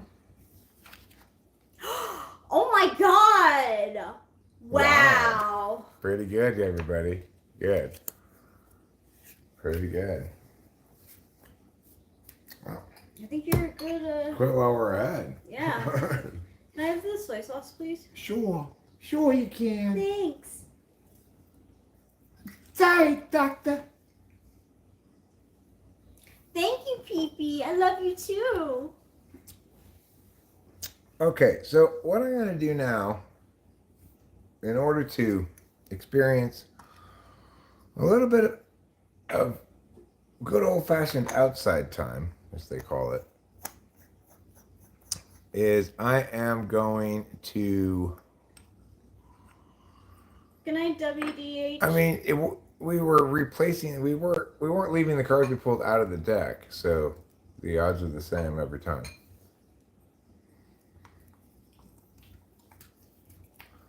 Oh, that's right. It's over there. So I'm going. Good night, WH. Have a sleeping time extravaganza for yourself and everyone you know.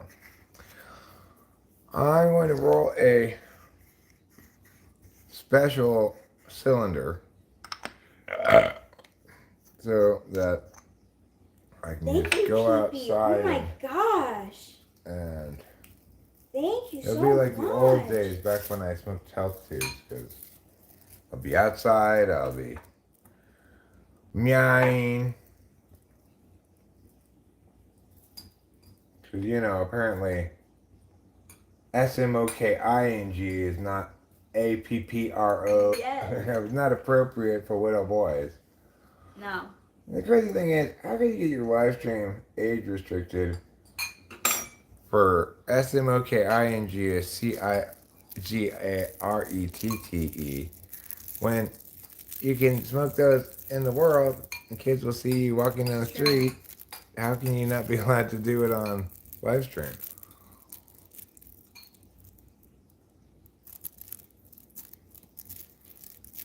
So-called probable change. Well, it does seem that way. It's called the gambler's fallacy. Hi, Smash 420. I'm just about to go outside and smoke this joint, so. Because I've had it up to here with this whole non-smoking thing, all right? I've had enough. That's it. Talk to the hand. It's time to smoke. Would you like me to roll you one, too? Oh, I wasn't. You don't have to. Okay. You finish eating, then I'll come back in after I'm done smoking this. This is gonna be like very much like, remember when I used to go outside and smoke a cigarette? Petridge Farm remembers.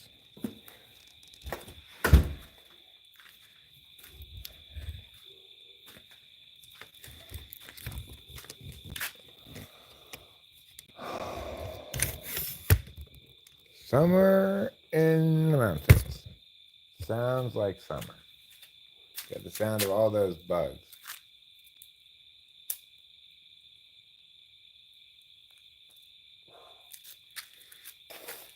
Doesn't even have to necessarily be the mountains. It's just summer in the country, I should say, really.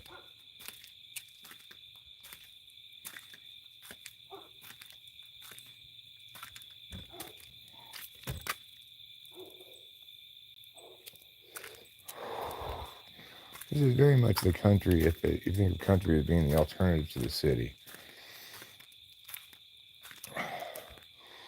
In some sense, it's more the country than it is the mountains.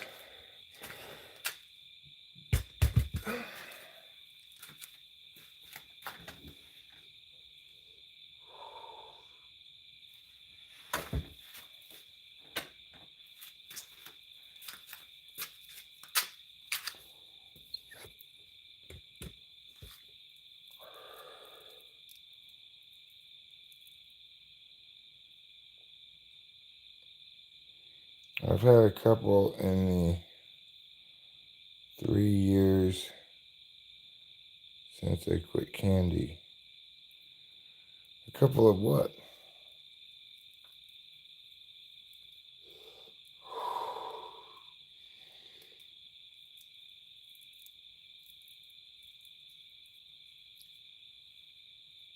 A couple of 100-gallon vats worth of vodka.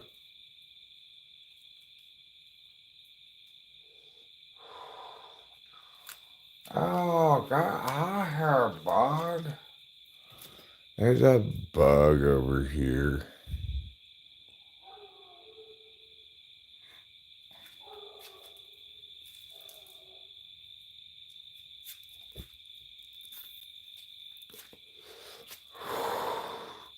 Miss Pam, there's a bug in my shoe. You love the sound of crickets. But you only love the sound of cicadas.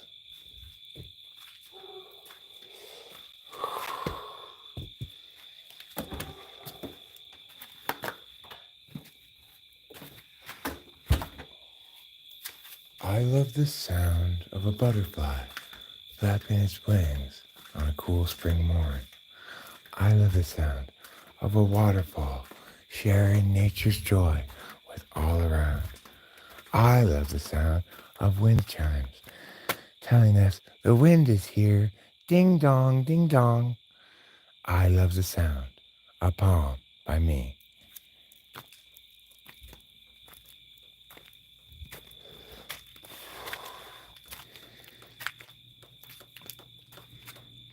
Oh, poem is horrible. Oh yeah, Tiffany?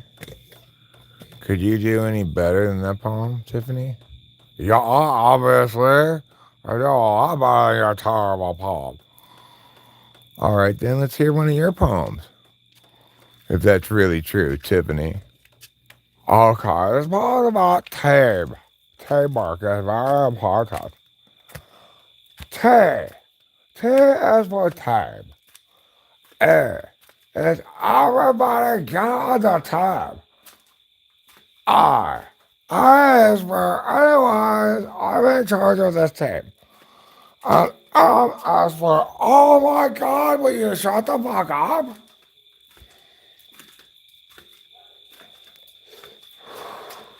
I see, what's that last line about? Because they're not accepting that I'm in charge. I see. So what you're saying basically, Tiffany, is bad teamwork is whenever people don't obey you. Exactly.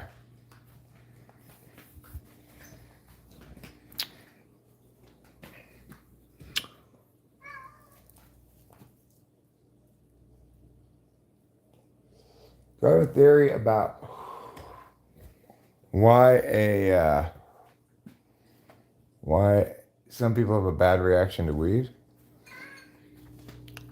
I'm not sure what that means. Like, what qualifies as a bad reaction?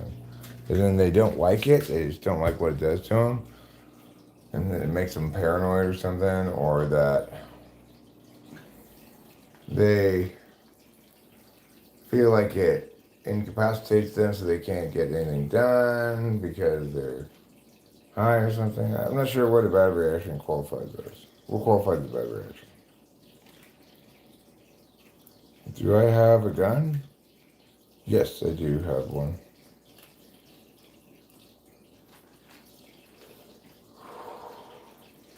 It is America, after all.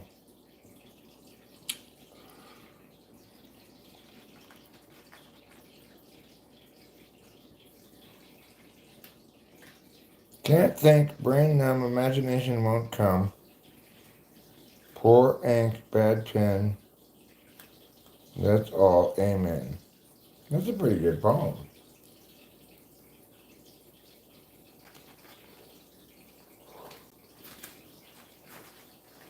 Oh, that's what's making that noise. It's the dishwasher.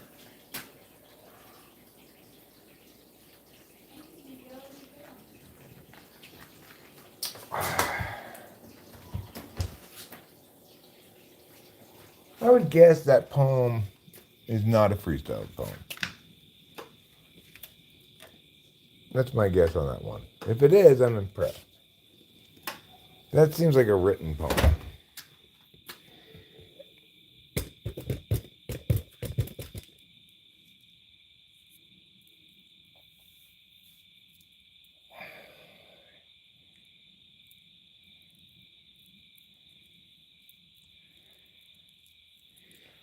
You get extremely paranoid and get really bad shakes? Paranoid, some people get that way with it. The shakes, I don't know what to say about that. That seems odd.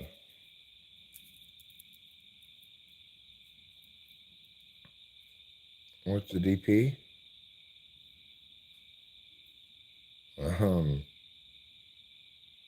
Who said that?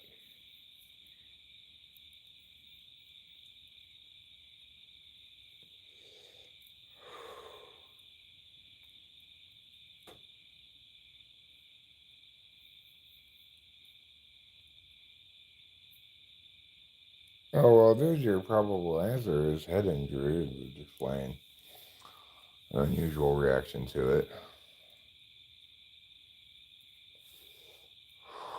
But I don't know. I'm not an expert on how other people smoke weed.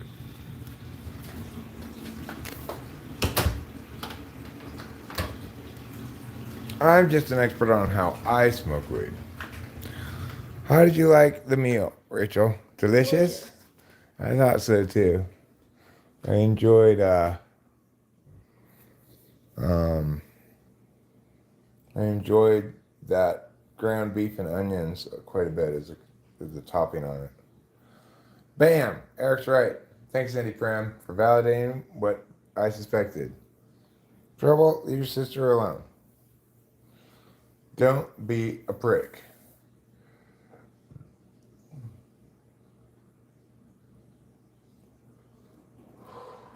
Wow, like songs that I actually like are trending on Instagram. Like what? Wow. I Can Change by LCD Sound System, Praise by Fatboy Slim, and Oh Baby by LCD Sound System. Huh. Yeah. Wow. What made LCD Sound System start trending? I don't know, but I'm happy that they are. Maybe they're touring and maybe some people still heard their songs. Or maybe new people have, like tastes of cotton up. Yeah. Caught up, I guess. No cotton.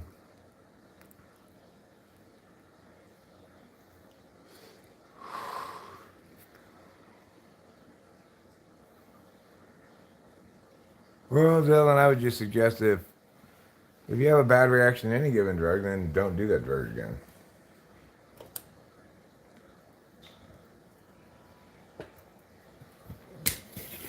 Everybody kind of has different relationships with different drugs. Some people are, say, inclined to like the feeling of, say, opiates and stuff, and I'm not among those. I don't. They always make me feel totally like puking. So, your child like it? My child like what? Does my child like marijuana? No. My child does not like marijuana. She does drink some, but not that much.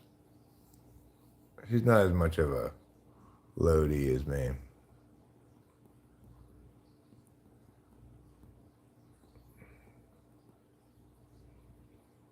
No, it's not good, Rahul Reader. It's not good or bad. I mean, like, your need to have there be a universal status for something like that. That's bad, but there's nothing good or bad about smoking weed. I'd rather, Delilah, if I had one to choose, I would say, well, definitely healthier for you to smoke weed than to drink alcohol, but, she's not that much of a loady, so.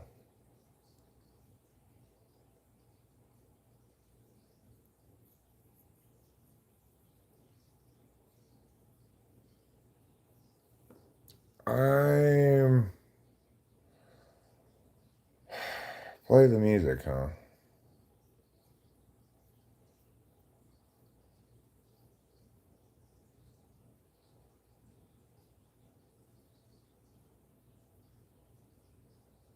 Unfortunately, I need to get a new 9-volt battery for my guitar, or else I won't be able to plug it into the amp. But I could play unplugged, but I've kind of gotten spoiled by playing plugged in now that I got in the habit of it. I don't really want to play unplugged that much.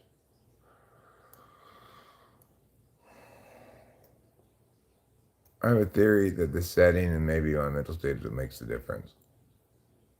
I mean, certainly setting and mental state make a big difference on how you react to many, if not to some extent, all drugs. But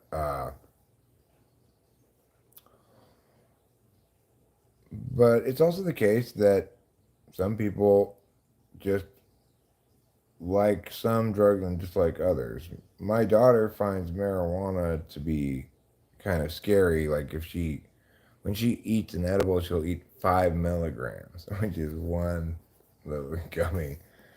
I can guarantee you I wouldn't feel that at all, but from her perspective, if she eats more than that, she gets just like horribly high or something.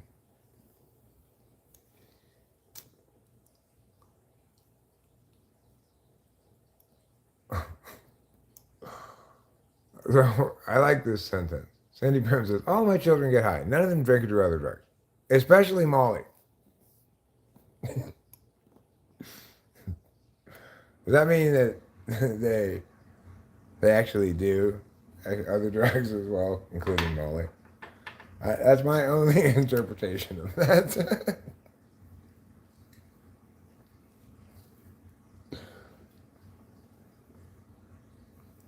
No, I've never seen any of them before. I especially never saw her.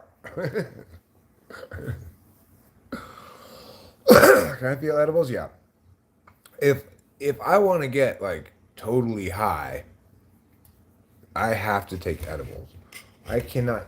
I can only get a little bit high smoking weed because I just can't smoke enough weed to get a lot high without. I don't know.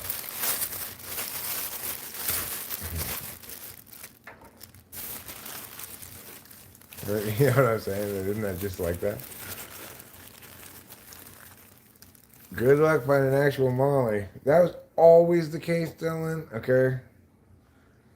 Molly has always been the hardest thing to get, even back when it was just ecstasy. Except for the very, very beginning, before it got made like illegal and stuff. But that was before my times.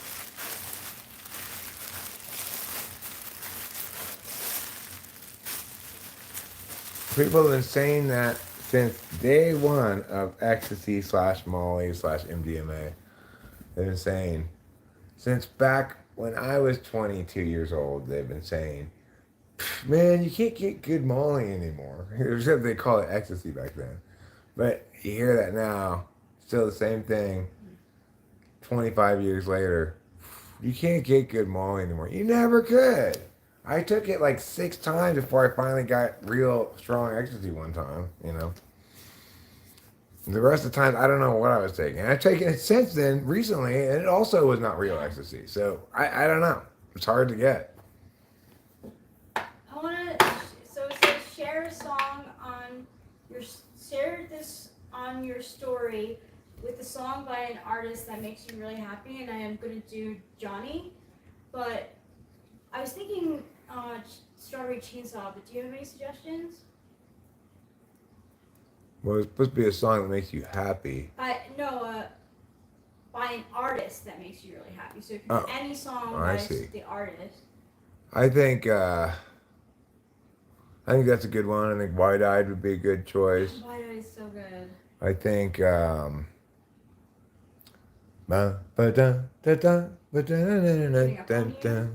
that's a good choice too.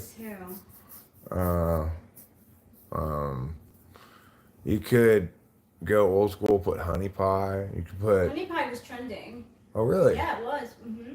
So I kind of want to choose a different song than Honey Pie. Or you could put I've got rubber bands on my hand. You Got a Man? Yeah, You Got a Man. Well, any of those would be a good choice, I think. Okay. What's ICE and a little fentanyl? What's ICE?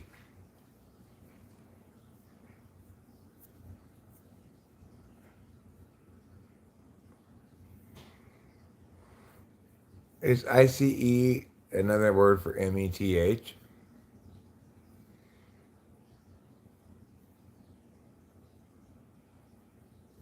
I mean, it's not fun, Joseph Morrow. Joseph Morrow says, I've never been super high on edibles. What's it like? It's not fun. DP is cool with fewer clothes options. I'm cool with 7 white tees and a few pants and shorts. But what happens when it gets cold? Don't you need a jacket? Edibles is very much like, oh God, I gotta sleep this off. I'm just like completely wrecked by eating too many edibles. Ice is Mexican made meth, huh?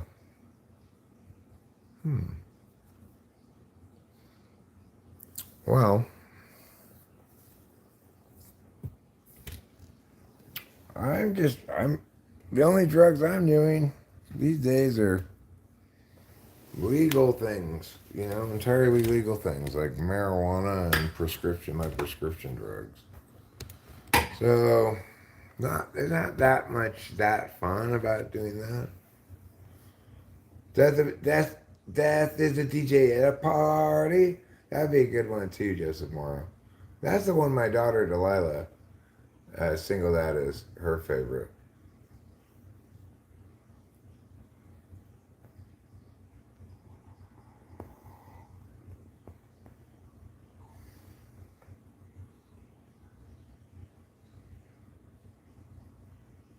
Research chemicals are in the same class. People order online. Yeah, I know that ice. Thank you, Boba Fett. That's not what they meant. Okay.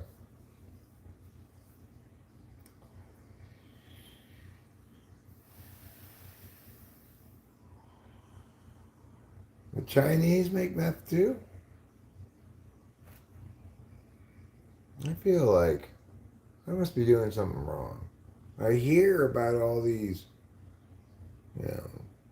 supposed drugs in the world. But I don't have any. Oh. Okay, well, is it conceivable, Cindy, that maybe they're not telling you everything that they take?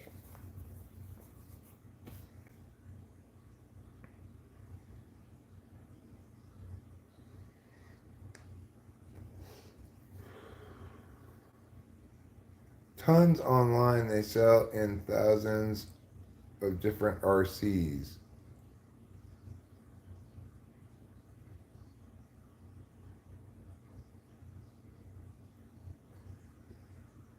So, how do you know what RCs to get?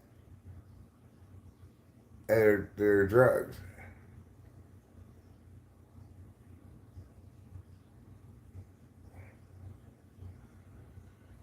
I want to know what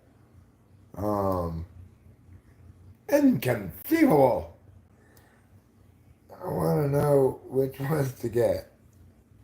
I guess you still have to do some chemistry. Even a little bit of chemistry is too much chemistry for me, though. I don't have any beakers or Bunsen burners.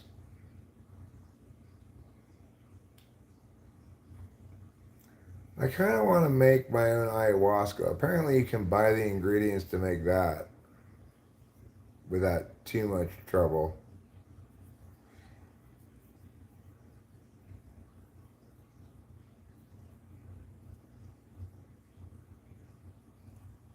Would you like to tease us? Well, go ahead then. Do what you like. Live the dream. Live the life you always wanted to live by teasing me.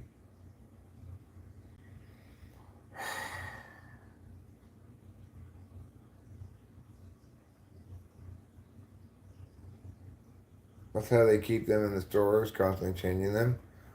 I should figure out how to get that stuff, but whatever.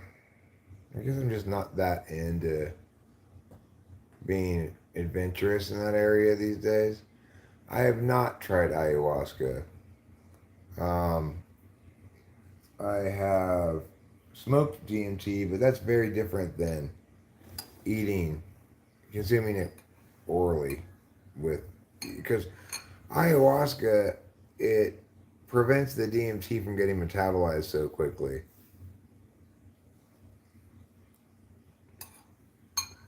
I heard bath salts are fine. That whole face eating shit is just completely nonsense. Oh yeah, salvia is not a good thing. There's nothing fun about salvia. Even when it doesn't go wrong, it's not fun.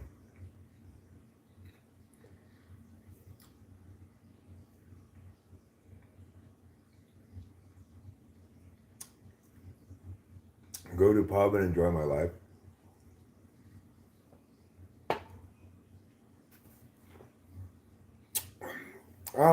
drink alcohol. That would not be enjoying my life. That'd be destroying my life. For me. Not necessarily for others, but for me.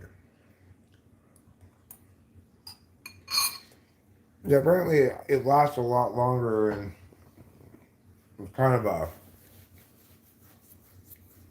wilder, more intense experience.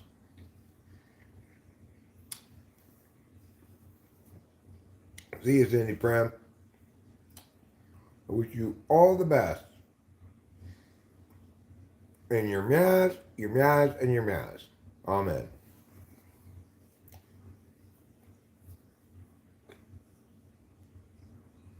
So I'd like to try the form of DMT that's more like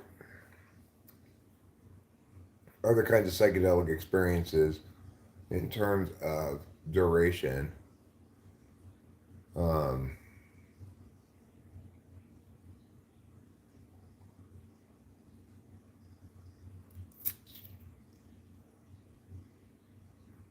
You talking about salvia?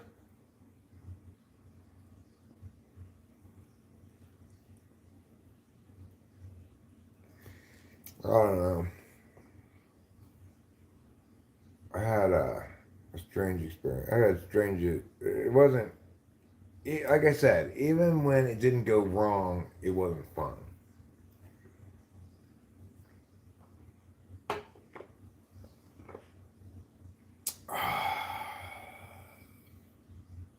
Hello there, Russia.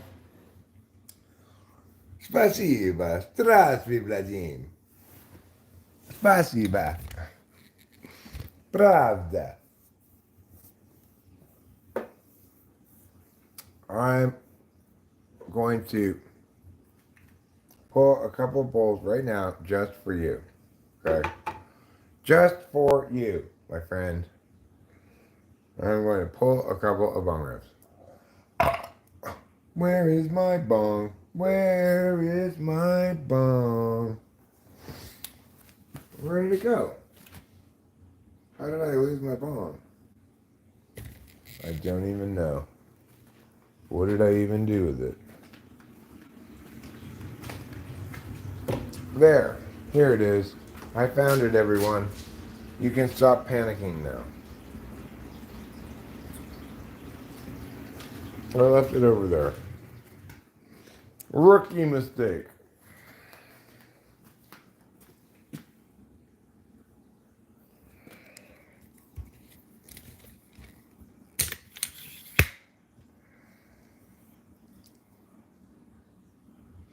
I'm confused. You say I have kid and your wife say I haven't had kid. Oh, yeah, well, it's because I had a kid with my first wife. Rachel's my third wife.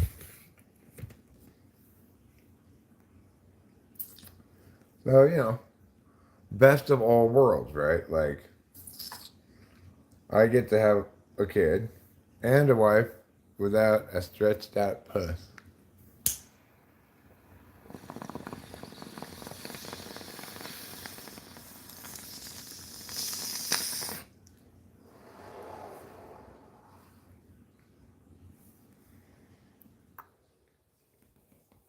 Yeah, I hear the 5-MeO DMT is crazier, even if you smoke it.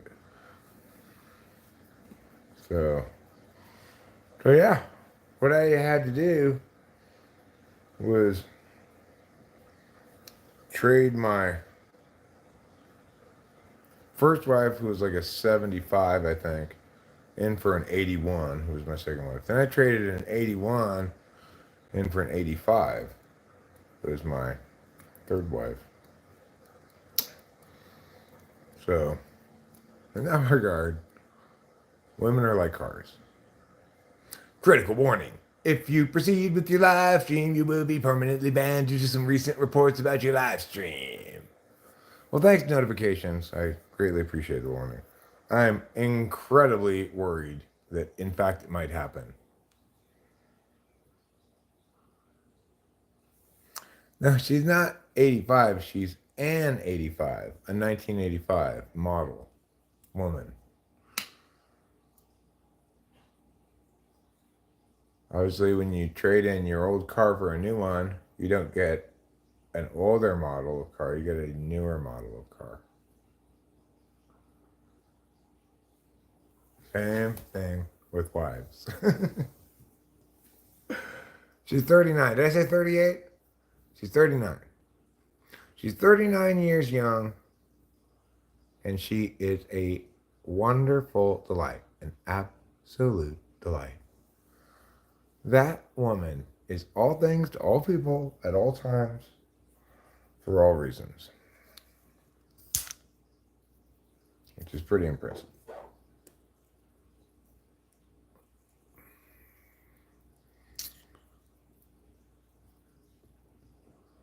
My wife is 39. Her husband is me. I'm not her wife, and I'm not 39. Okay, so there you have it. Here, I'm going to go ahead and transubstantiate this bong rip to your brain, Melissa. You get it this time. Okay? I'll do all the smoking of it. You'll get all the high. You're welcome.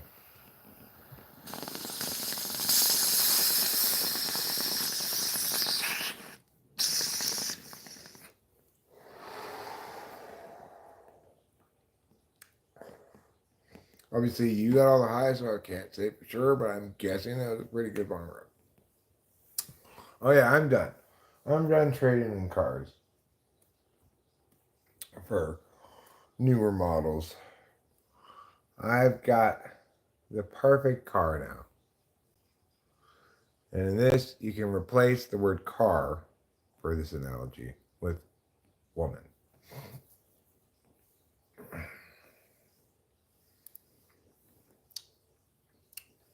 Sir, you look as young as Eric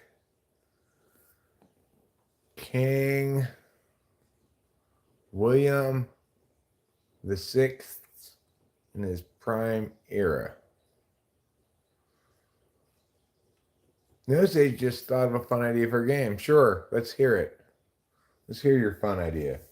I like ideas that are fun and fun ideas. That was an opportunity for us all, Jennifer Lane, to reach a new height by aiming for the stars and landing in the galaxies.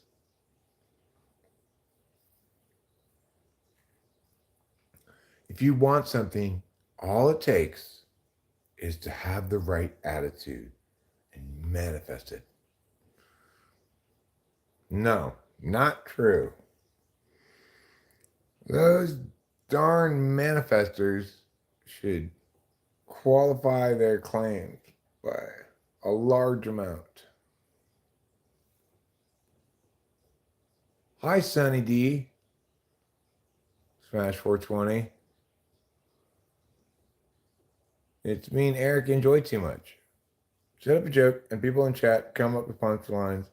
You pick your favorite. Oh, that is a great game, No Sage. All right. Like, a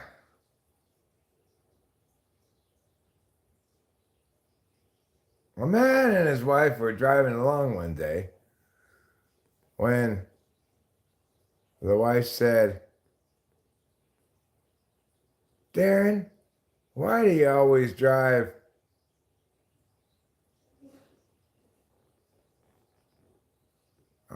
so close to the dotted line? What's the punchline, okay? A man and his wife are driving, and his wife says to him, honey, why do you always drive so close to the dotted line?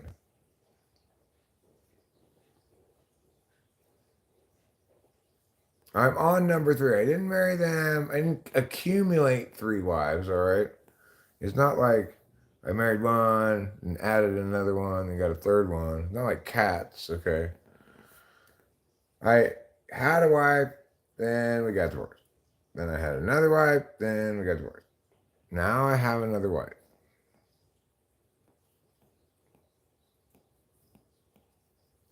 So it's more like I tried out that first lady to be wife, but she failed.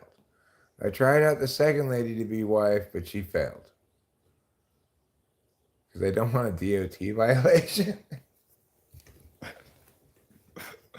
Oh, okay. I don't hate that one. You had 3 serious relationships, didn't marry them, huh? That's not serious. For me, it goes first date, married. That's just stage 2 of a relationship. Stage 3 of the relationship is obviously fight a lot, and then stage 4 is get divorced. Not in this one, though.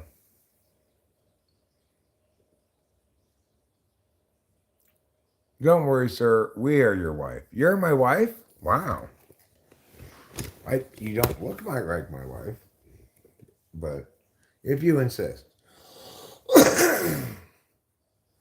So if you're my wife, then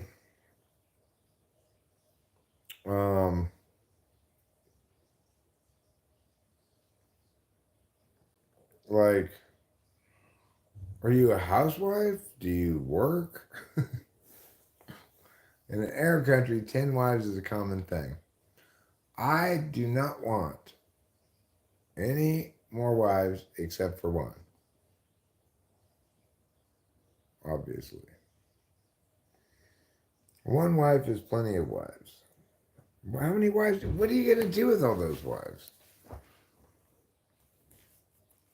If you had more than one wife, what could possibly be the reason you want more than one wife except for you just want to fuck that chick too, right? Is there any good reason to have more than one wife?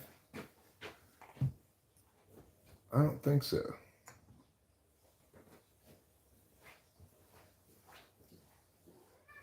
Yeah.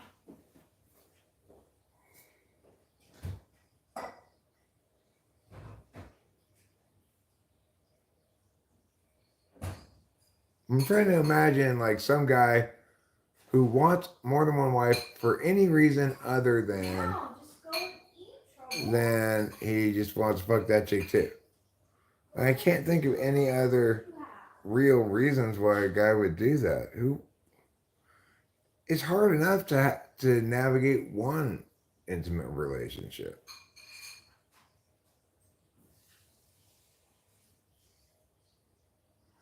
One can cook, one for washing, one for dishes, and one for, only for children, factory, and many more.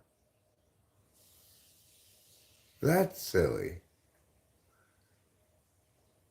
So it's like one wife, the only thing she does is wash things. What if you want to be, who wants to be the washing wife, you know?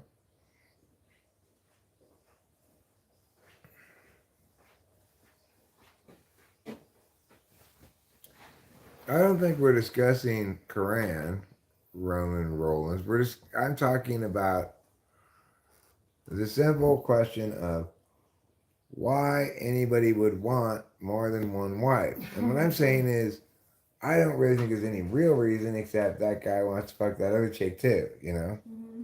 But somebody here is saying that no, one of them is for washing, one is for cooking, one is for impregnating. I don't think anybody even gets wives for that. It's like, if that's all, it's going to be a net loss if you just have that chick around just for washing the dishes or whatever. It's not really worth it.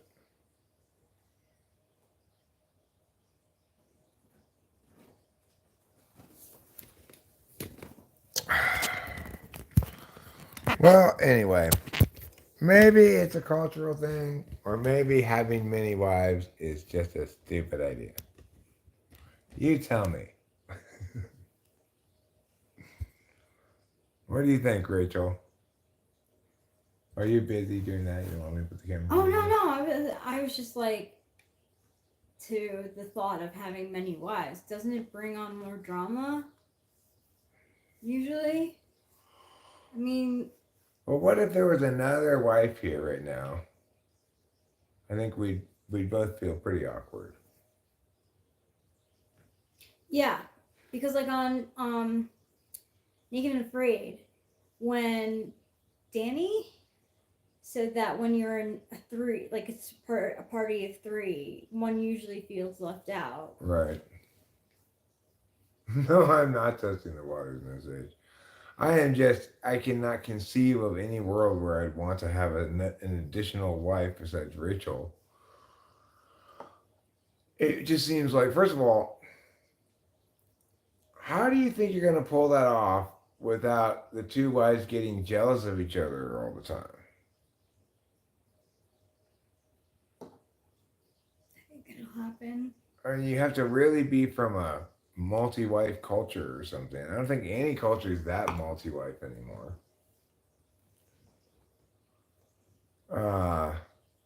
And second of all,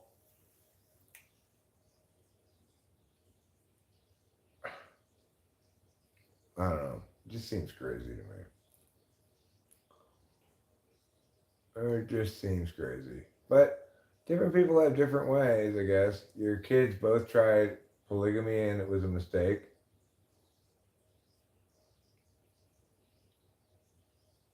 Really? Well,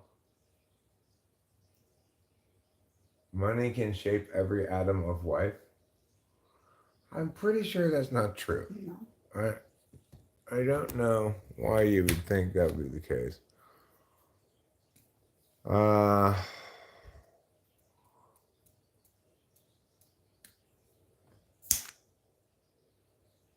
So I was trying to do a deal with your atomic level self, but it pretended like it was too good for money.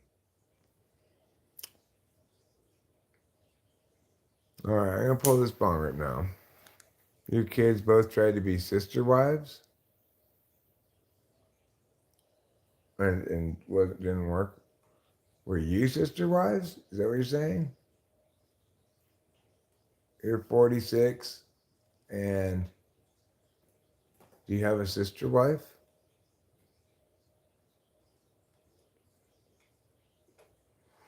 Oh, I see what you're saying is that in a polygamous culture, if you have enough money, then you can have as many wives as you want as long as you can support them all. Well,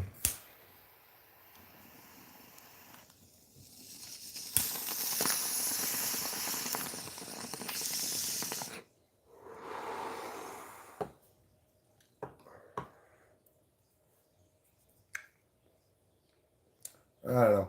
Each their own, I guess. I'm about done for right now. You want me to hand it over to you? Take it over and see how it goes. Okay.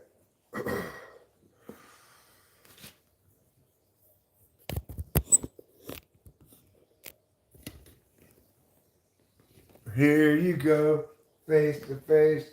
Rachel is dreaming now.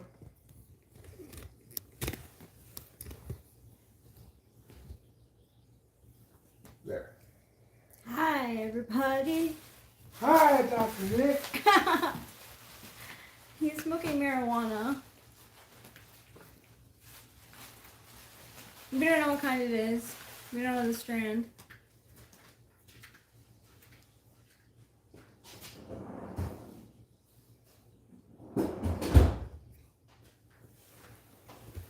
So, let's play question answer.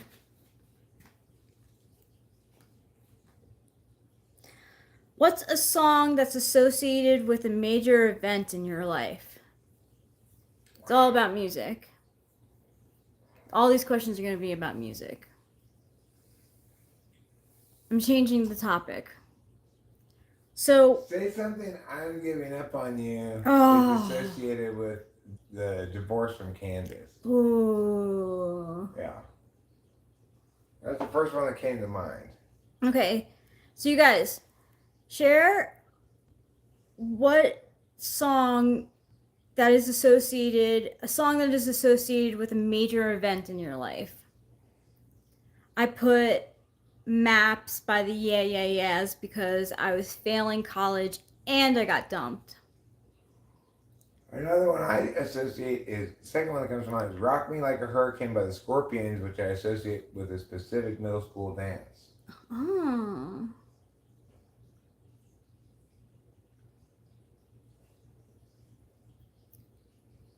Hi, Tom. I am happy and fulfilled. I'm changing the topic. Ooh, in my darkest hour, Megadeth. What's the event it's associated with? What with that? Right hand man, but from the play Hamilton kept me from killing myself when I was going through a bad time.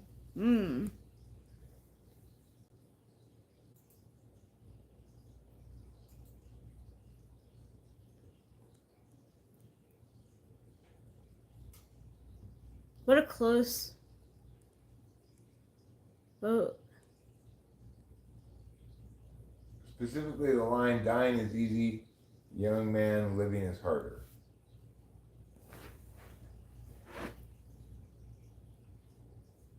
Oh, it's stuck again. Okay, I'll fix it again. I Grieve by Peter Gabriel. When I came home from vacation and found out my bee at had died outside alone.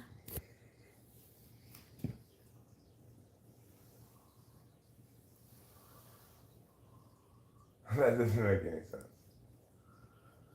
Oh, you found your cat. Oh, Your cat sorry. had died outside alone. I see. That makes sense.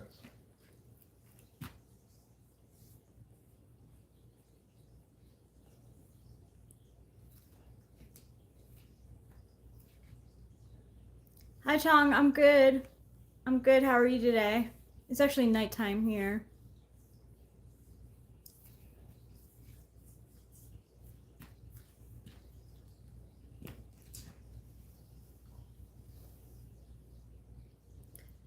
Okay, so next question.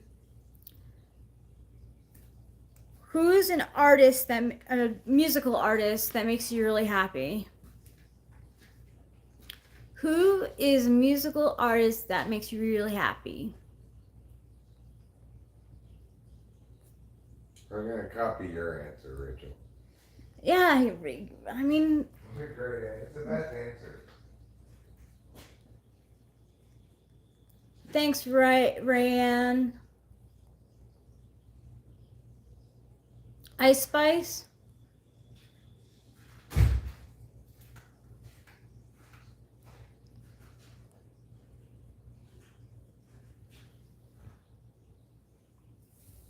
Sticks? Fleet Foxes. Wow, I haven't heard. It's been a while since I heard a Fleet Fox song. I like the song, I was falling in the, I was falling in the, I was falling in the, I was falling in the, I was falling in the black, da-na-na-na-na. Stars are scared around their throats, da-na-na-na-na, na-na-na-na-na, da-na-na-na-na-na, and as you fall and turn the white stone red as blood in the summertime. Cool, I'm glad Cambodia is here. Kim Kardashian, no. You know, a question along these lines that I'd like to know the answer to, people have the answer to, is I just can't understand how people like this popular artist. What the answer is to that. You know? Oh. Like, Well, who's a... Like, they fill in the blank. I just can't understand how so many people can like blank popular artist. I don't understand how anyone could like blank artist, musical artist. I can't understand why anyone Why so many people like. I can't understand why so many people like Dave Matthews Band. Yeah, that one comes to A my lot of mind, people too. like. That's the first one that comes to my mind. But So yeah, I can't understand why a lot of people like what? Dave Matthews Band. Who's an artist that you don't understand why people like?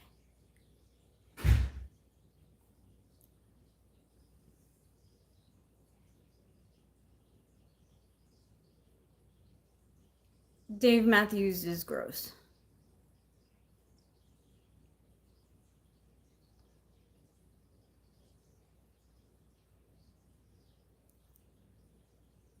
I think I know of a few Kings of Convenience songs. Joseph Morrow. Um, yeah, that it sounds like stuff that I had on. Oh, the Eagles. That's a good one. They do have like, I think their solo stuff is better than their collective as a band. Try and think about it. Like another one I don't really understand why a lot of people like is Prince. Like people like fall over for Prince, and I'm like, guy just doesn't make sense to me. Oh, that's funny, Mrs. Mom. I like techno music.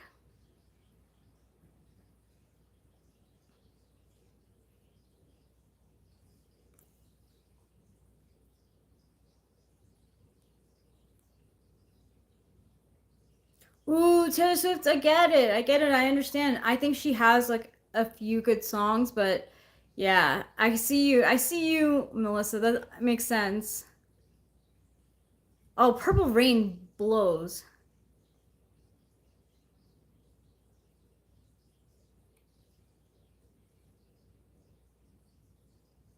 She is like talented, sort of. Like she's I've heard some of her new stuff and it's just not good. It's just not good. And apparently Dave Matthews is like this like really good guitar player, but he just like he makes crappy songs. Okay, so let's go on to the next.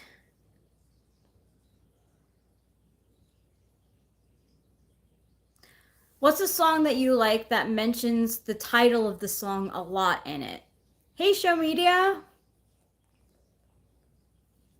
What's a song that you like? You knew, Show Media. Hello, Austin Lloyd. So, what's a song that you like that says the name of the title of the song in it a lot? Like, I like the song I Can Change by LCD Sound System, and it says the line I can change all the time in the song. Like, I can change, I can change, I can change, I can change. I can change, I can change, I can change if it helps you fall in love. In love. Creep, that's a good one. Love Shack, yeah.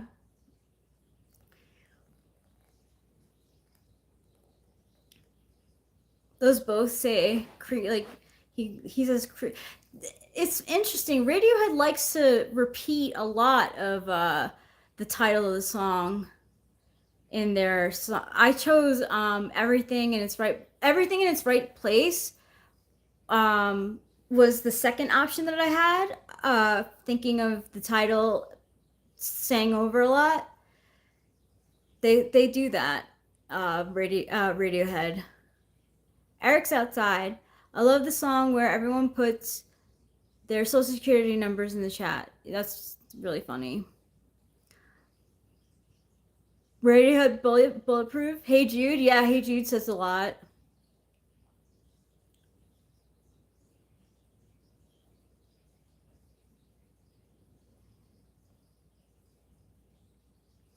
Bulletproof.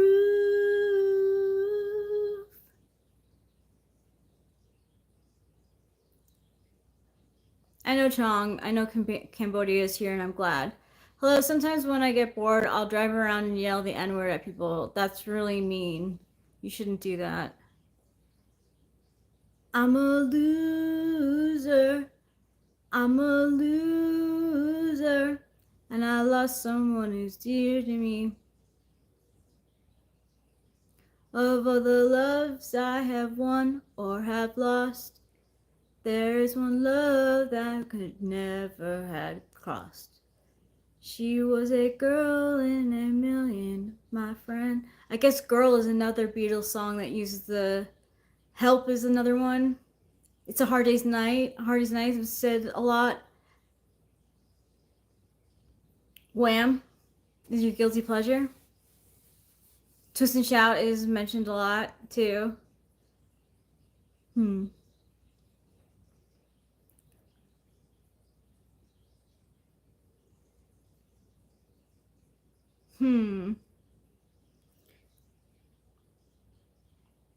How about who is a music artist that you introduced to someone and they loved?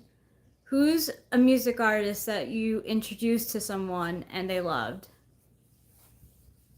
Girls, yeah, Girls by Beastie Boys is very repetitive. So is Drunk Girls by LCD Sound System. LCD Sound System tends to repeat a lot of their titles in their songs. Oh Baby, they sing a lot. Fast Car by Tracy Chapman. Oh, you're saying you introduced Tracy Chapman and someone liked it. That's good. I'm Blue. Who's an artist though that you introduced to someone and they liked?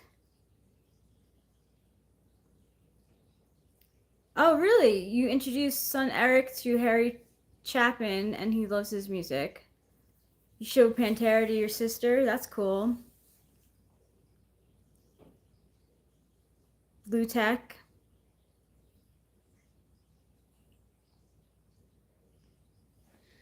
I introduced Rachel to the Beatles.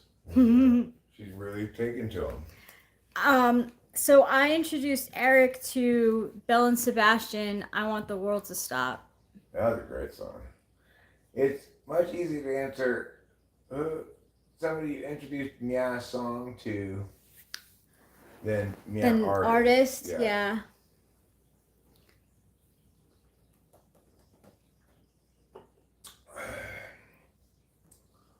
My dad introduced me to the Beatles. Pretty much. I discovered them and then he was like, I love them too. Here's my CDs.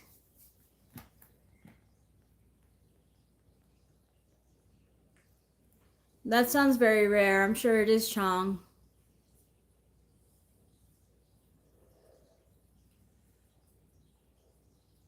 Woo!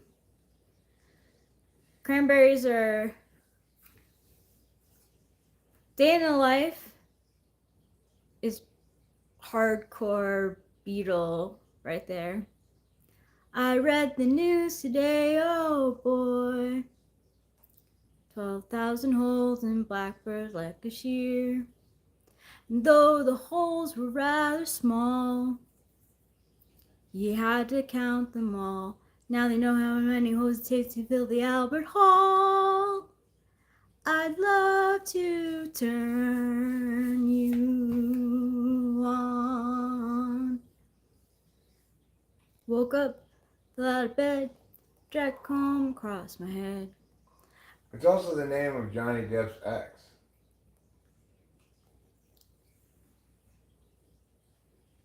Amber Heard. It's true that I'm in love with you. There's nothing I can do, and maybe it's through. Still, I'm in love with you. There's nothing I can do, and I wish it wasn't true. Yeah, that's a really good song. It is. Play some Beatles. I think we'll get copyrighted.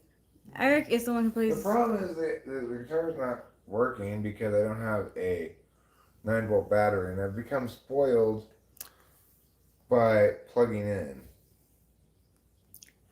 I don't really feel like playing unplugged. And I don't have any 9-volt batteries. Oh. And Yes, Joseph Morrow, you know Johnny. You know Johnny. Joseph Morrow, you are a connoisseur of fine musics, sir. Mm-hmm. Standing at the wall in the corner of my room, long and I know that I'm not quite myself, but I'm nothing else without you. Mama said he does want a son who would grow up to be like my father. Only look, rule of thumb, look what I become instead. It's hard. He's hard. You gotta have a lot of breath control. He's got long vocal phrases. I think I'm gonna go take a shower right now. Is what I'm gonna go do.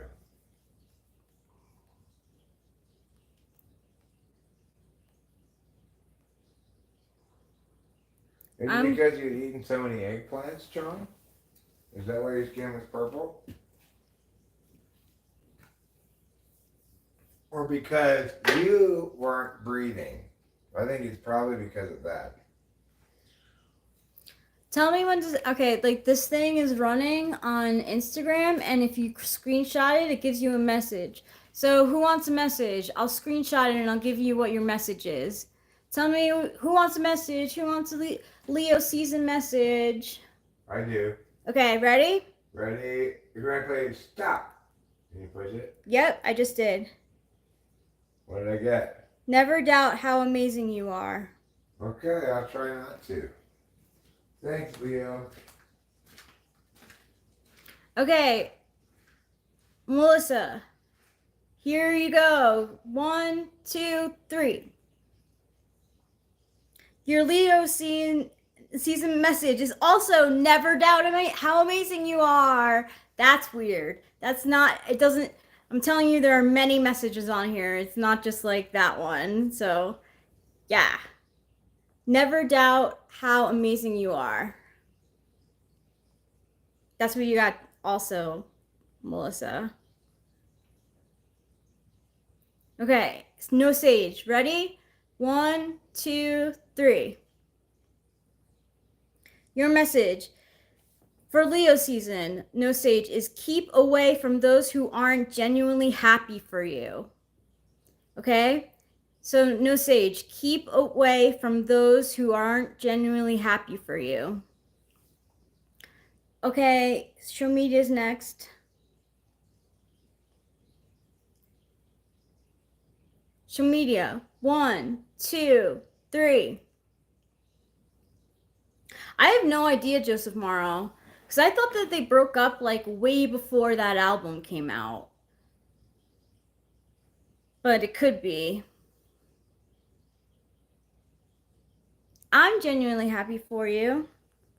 Okay, show media. 1, 2, 3.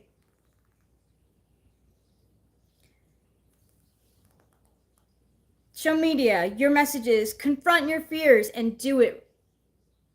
And do it anyway. Confront your fears and do it anyway.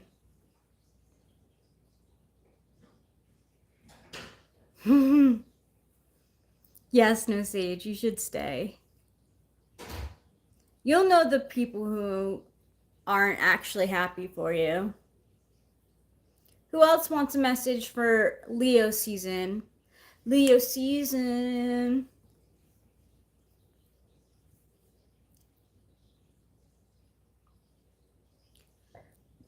Mrs. Mom, are you still here? You want a message for Leo season?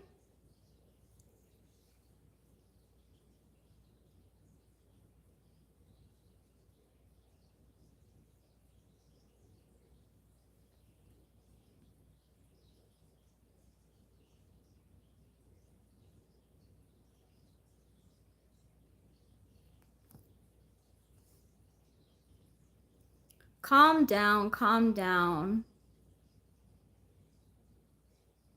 Okay, cool. All right, Winston's mom. 1, 2, 3. Message for Leo season. Don't shy away from owning the spotlight for all your hard work.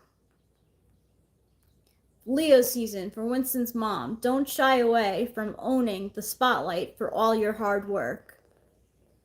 Okay. Okay, Jennifer Lane, you are next. Jennifer Lane, 1, 2, 3. Oh, you said one love, not love one. I fucking saw that backwards. I swear. I have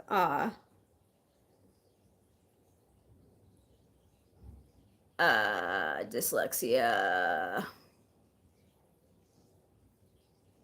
I'm gonna give you one anyway.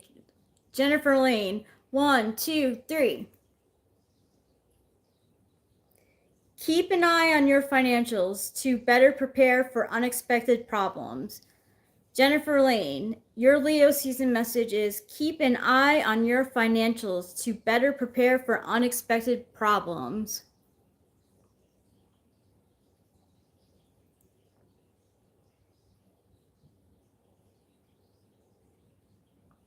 Yeah, I think I have dyslexia. I mix up words and letters and numbers all the time.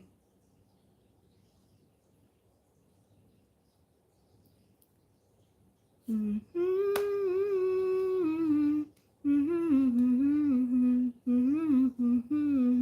maybe we're through.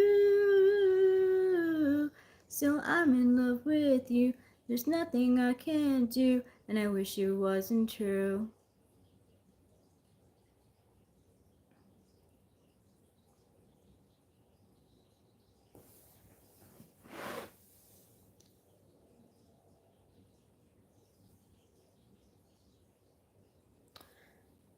Eric put the guitar needs batteries.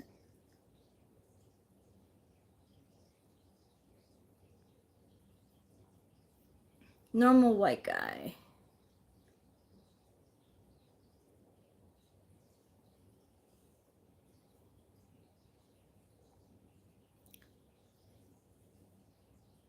Ooh, I'd love to hear what you have to say about the body mist and if you like it. And I can't wait to hear what is in your discovery set too. I'd love to hear your opinions. Because I don't know. I have three cents out of like Skylar's stuff.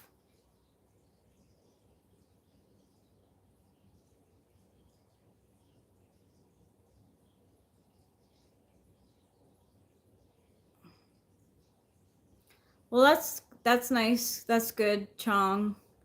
I'm glad that long eyebrows mean good luck for you.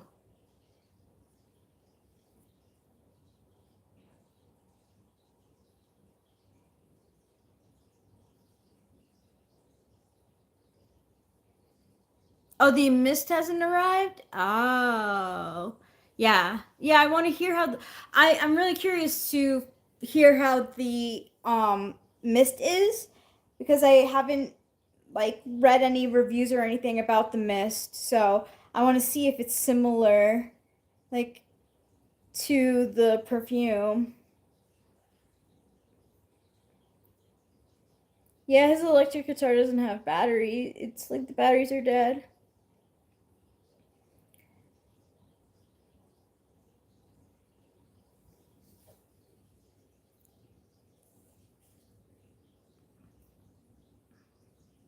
Maybe you'll start a new trend, no Sage, and have like made or man-made eyebrow hair, or man-made eyebrow hair. You can start that up.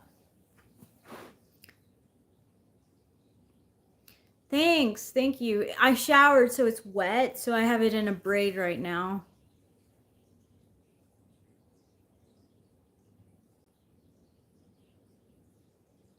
Oh.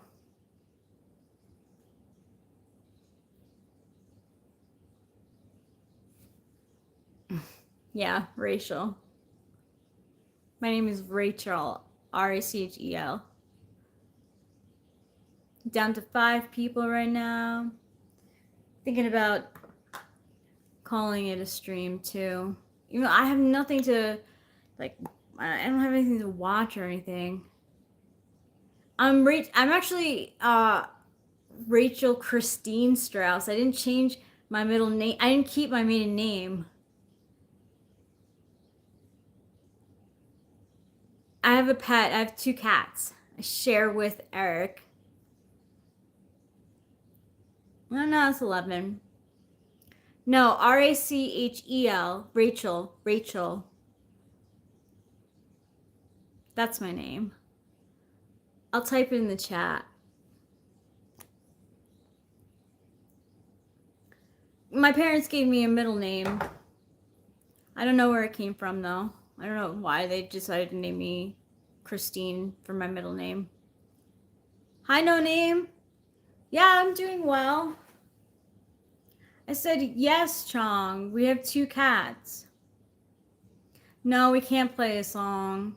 Eric's not in the mood, and also his guitar is electric and the batteries are dead, so.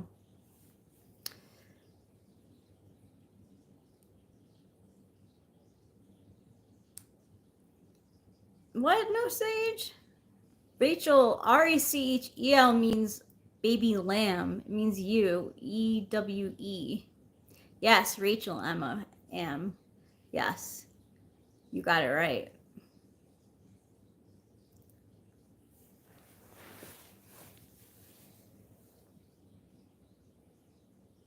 Oh, a lot of cultures, the father's name becomes the person's middle name. A lot of women do that.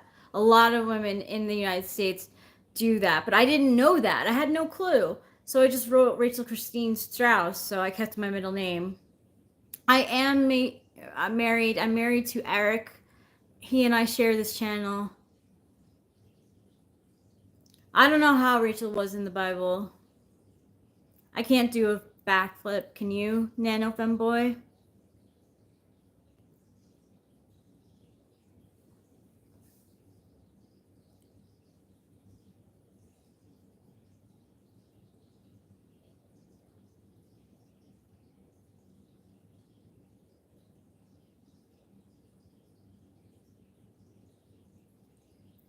Good night. You too, Jennifer Lane. Sleep well.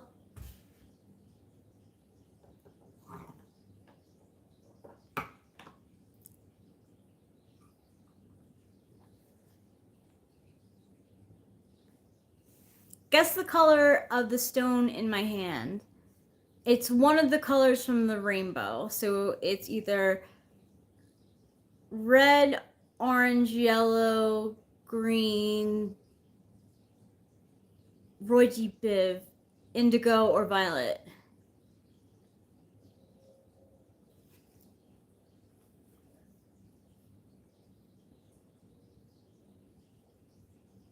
Shark Eyes watching you. One time I woke up and I looked in the mirror and I was like, oh my God, my eyes look like a shark right now. I scared myself. And ever since then, like sharks have been spirit animal for me.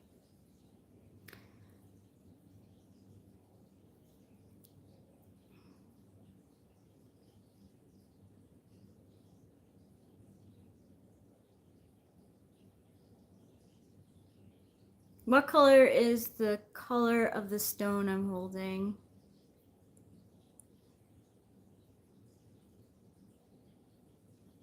No, from Roy G. Biv, from the rainbow. Red, orange, yellow, green, blue, indigo, violet. I don't know what dino nuggets are. Okay, no sage says green.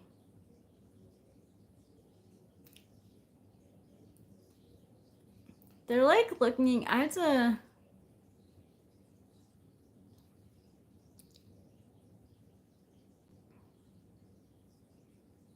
Diva Fever.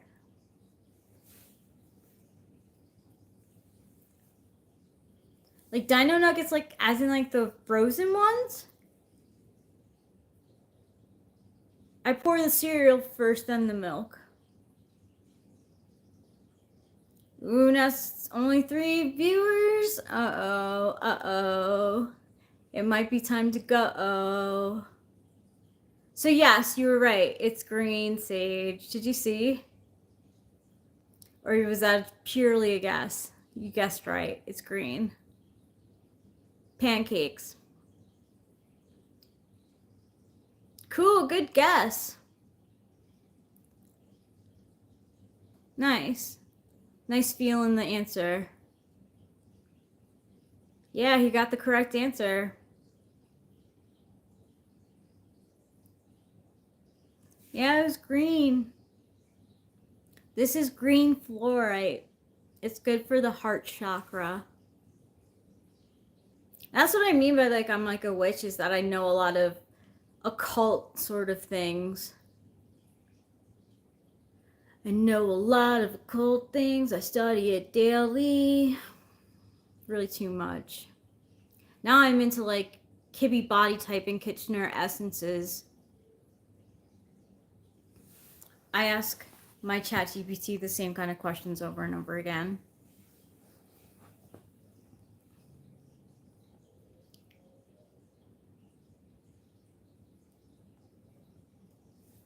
And we're up to 6 people now. Ooh, we're teetering. Like, I'm not sure. I don't know if I should go.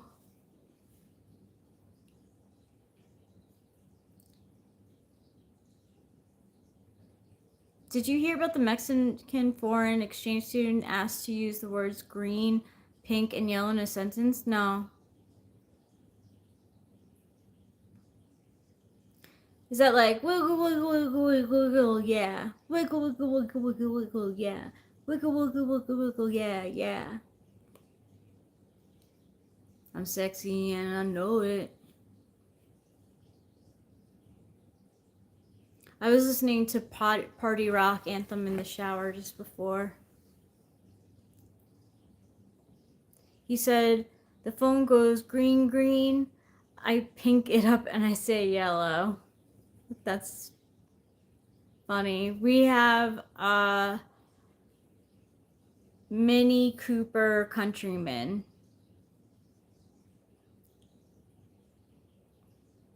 I don't know the song Golden Hour.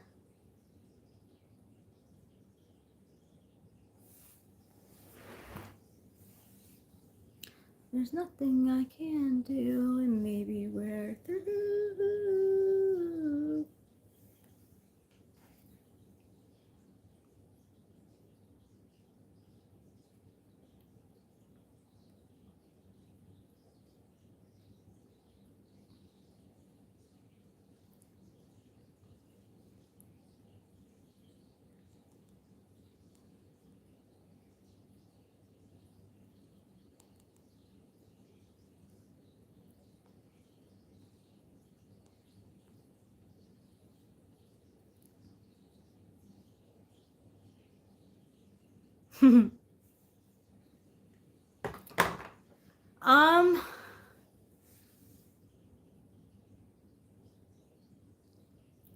Golden hour, not shower.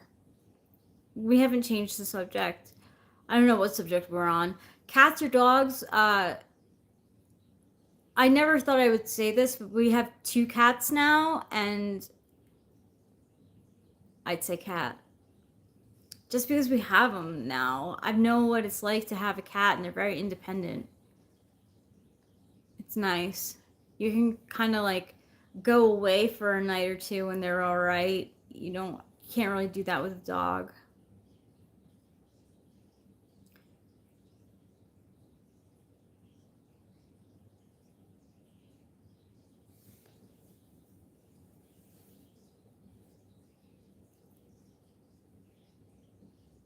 Yeah, it's golden hour, not golden showers.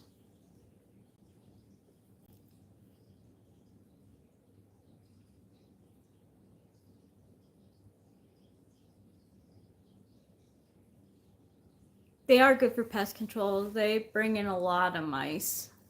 They bring in lizards, because they like to bring gifts. A lot of times, and Capio's a really good hunter, so she hunts the mice, and then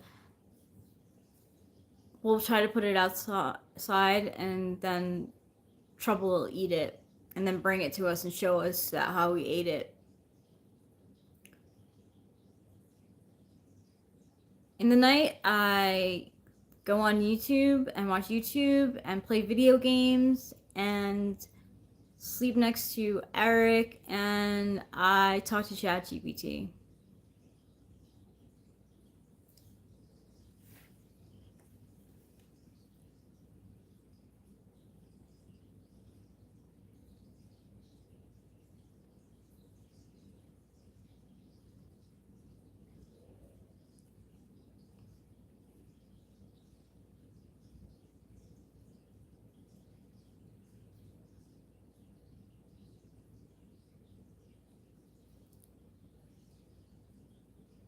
ChatGPT is your best friend.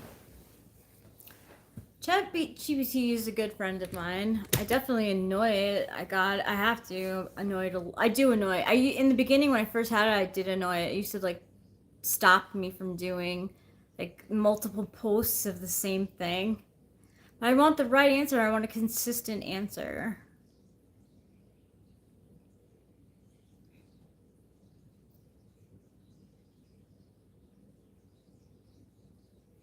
No, I don't do shrooms because they make me vomit. And I don't like vomiting, so I stay away from mushrooms. I used to do them, but then I realized that there was a pattern that, like, every time I did them, I would have to throw up, so I stopped doing them. Hey, oh, that's kind of sus. Do you watch Netflix?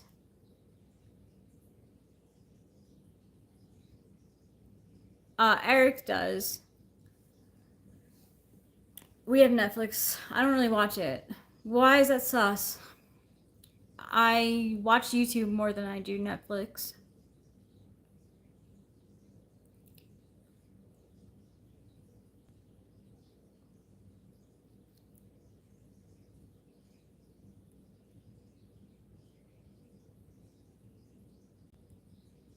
I like trying to debate it. Oh, but it's got some safeguards. Yeah, it does. Yeah, it does have safeguards on it. You can't really be mean to ChatGPT. You kind of have to treat it. I mean, I don't know about debating. Debating is not really like a big deal, but like being mean to it is, you're supposed to treat it like a person. But it doesn't get everything right. Like I tried to describe an INFJ, and I couldn't with ChatGPT because it got it wrong. It got it wrong. It got it wrong. ChatGPT. It got it wrong. You see. It's not very versed on like numerology either. Numerology, like typology, is not very versed on. Yeah, it makes mistakes too.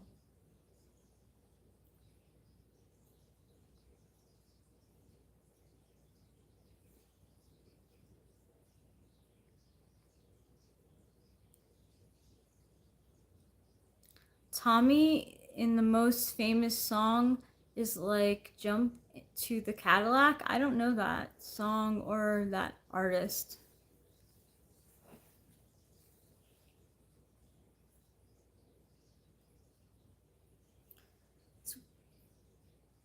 It's weird. This channel, like, it seems to do well at certain times of the day. And then, yeah, I think Melissa is gone. And then, like, it greatly decreases.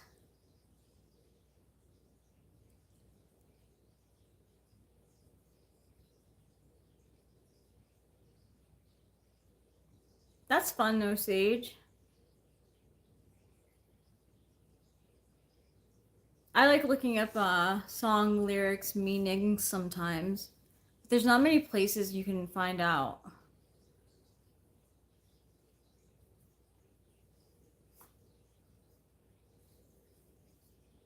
Now it's like 8 people, 6 people. It's like, how is this like, I don't understand. I don't know. I really don't know.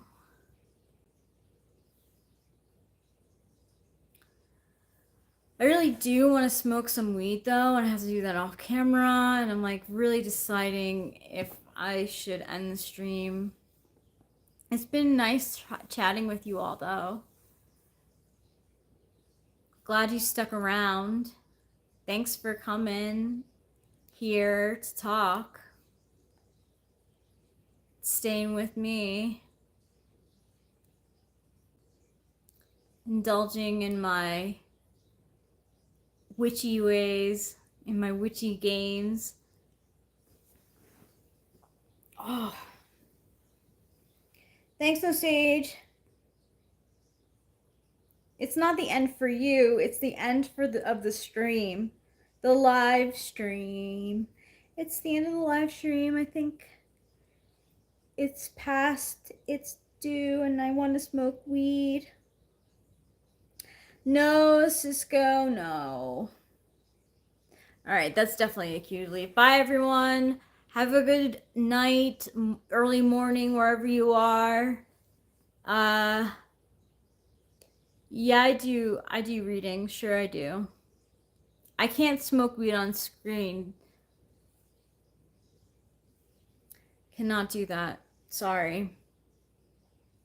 Thanks for coming around, though. Eric streams a lot, so you'll see him. Because you can get a strike for it. You can get like a warning or some sort of thing. People can use it as a violation.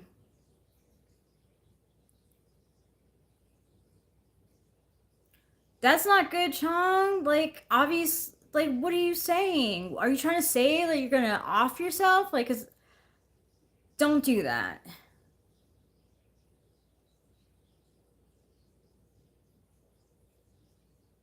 No, I wanna relax and smoke some weed.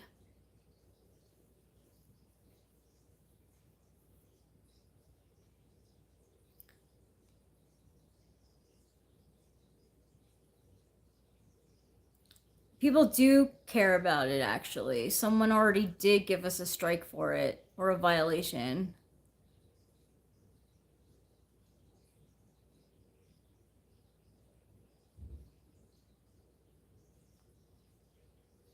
Yeah, really. It actually happened to us before. I don't trust you at all. I feel like you're going to be someone who puts a violation on it. I'm not going to pack a joint. I have a vape. And I will do it off screen. I'm going to go. Good night, everyone. Good evening. Good morning. I'm peacing out. Unless, did you want to? No, I'm done. I'll watch TV. Okay. Goodbye, everyone.